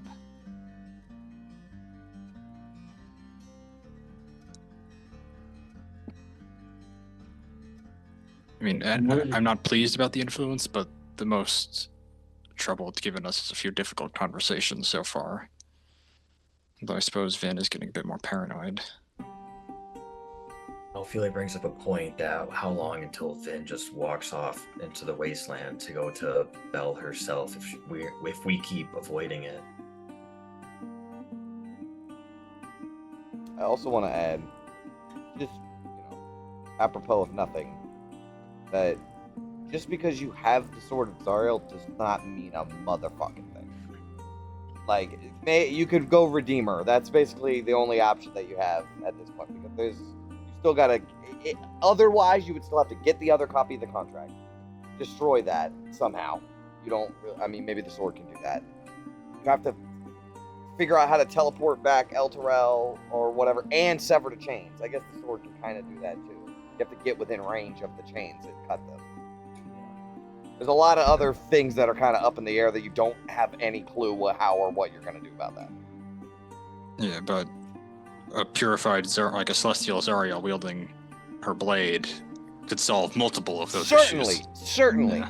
You know, but if that's the route we're going, then that's the route we're going, But, Bell might have some Hopefully- answers that make that option. Yeah, Ophelia's going to kind of hem and haw a little bit, and she says, well, maybe that's the time to go to Bell. If we have the sword, perhaps there is an offer to be made.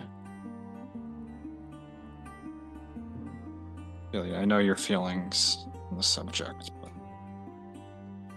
just look at it in terms of cosmic calculus. We can either give a devil great power with whatever deal we have to make with Bell, and remove a devil by killing Zariel, or we could remove a devil and add a Solar.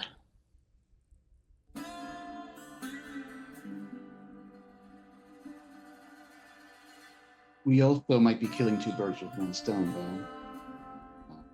On the topic of in London, if we can tell them there's a plan for actually going to Bell, perhaps that can placate them a little while. It might buy us some time to do a bit of research.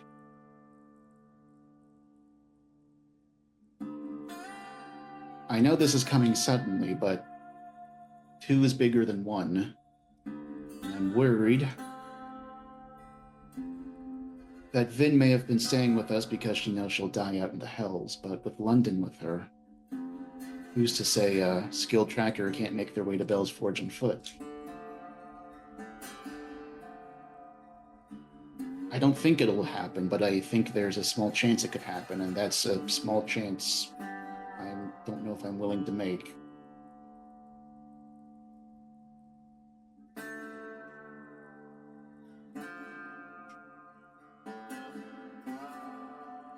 At least if we have the sword, we'll be able to prove ourselves. Gives us an excuse to go there, perhaps take care of some business, perhaps free Vin. Even if we don't make the grand deal with Bell, it solves some problems. We have a lot of problems. I'm also worried that as soon as we have the sword, we will not see another moment's rest for maybe the rest of our lives. I think that ship sailed yesterday after we got out of the Dream Machine, as we just learned today on the barge. You think it'd be safe in the portable hold? Detectable. The sword? The sword. It might be harder to detect, but I mean, who's to say? Yeah, it's an unknown at this point. I mean, it's been hidden for eons from even Asmodeus himself. I'm getting too far ahead. Yeah, let's Point being, not count our chickens before they hatch. just please don't dismiss the idea immediately. We get the sword, Bell suddenly has some value to go to rather than just potentially risking the lives of her friends. To put it simply, I'll consider going to Bell if we have to, but we need to make sure it is damn well worth it. And if they ask, can we at least try and put it off until then? Giving Vin a timetable is better than telling her later. I don't want to make a promise we can't keep.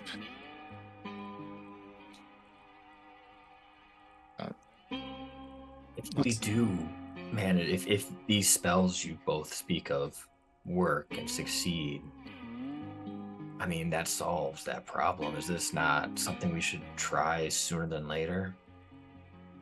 I'm worried about tipping our hand. remember, we're not dealing with Finn. We're dealing with that shield. And if that shield knows we can do this, who's to say it won't deploy countermeasures? No, I fear that the only way for us to even try this on Vin will have to be against her will, or against the shield's will.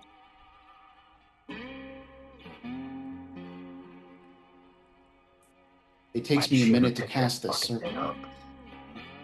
We may literally have to hold her down while this happens. It can only happen once.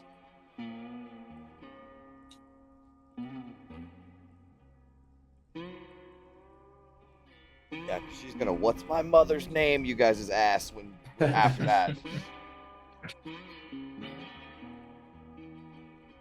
Oh, no good options. Just how I like it. Yeah, almost like it was set up to be this way. Just fucking. So happy for London to jump on the liability train with Vin.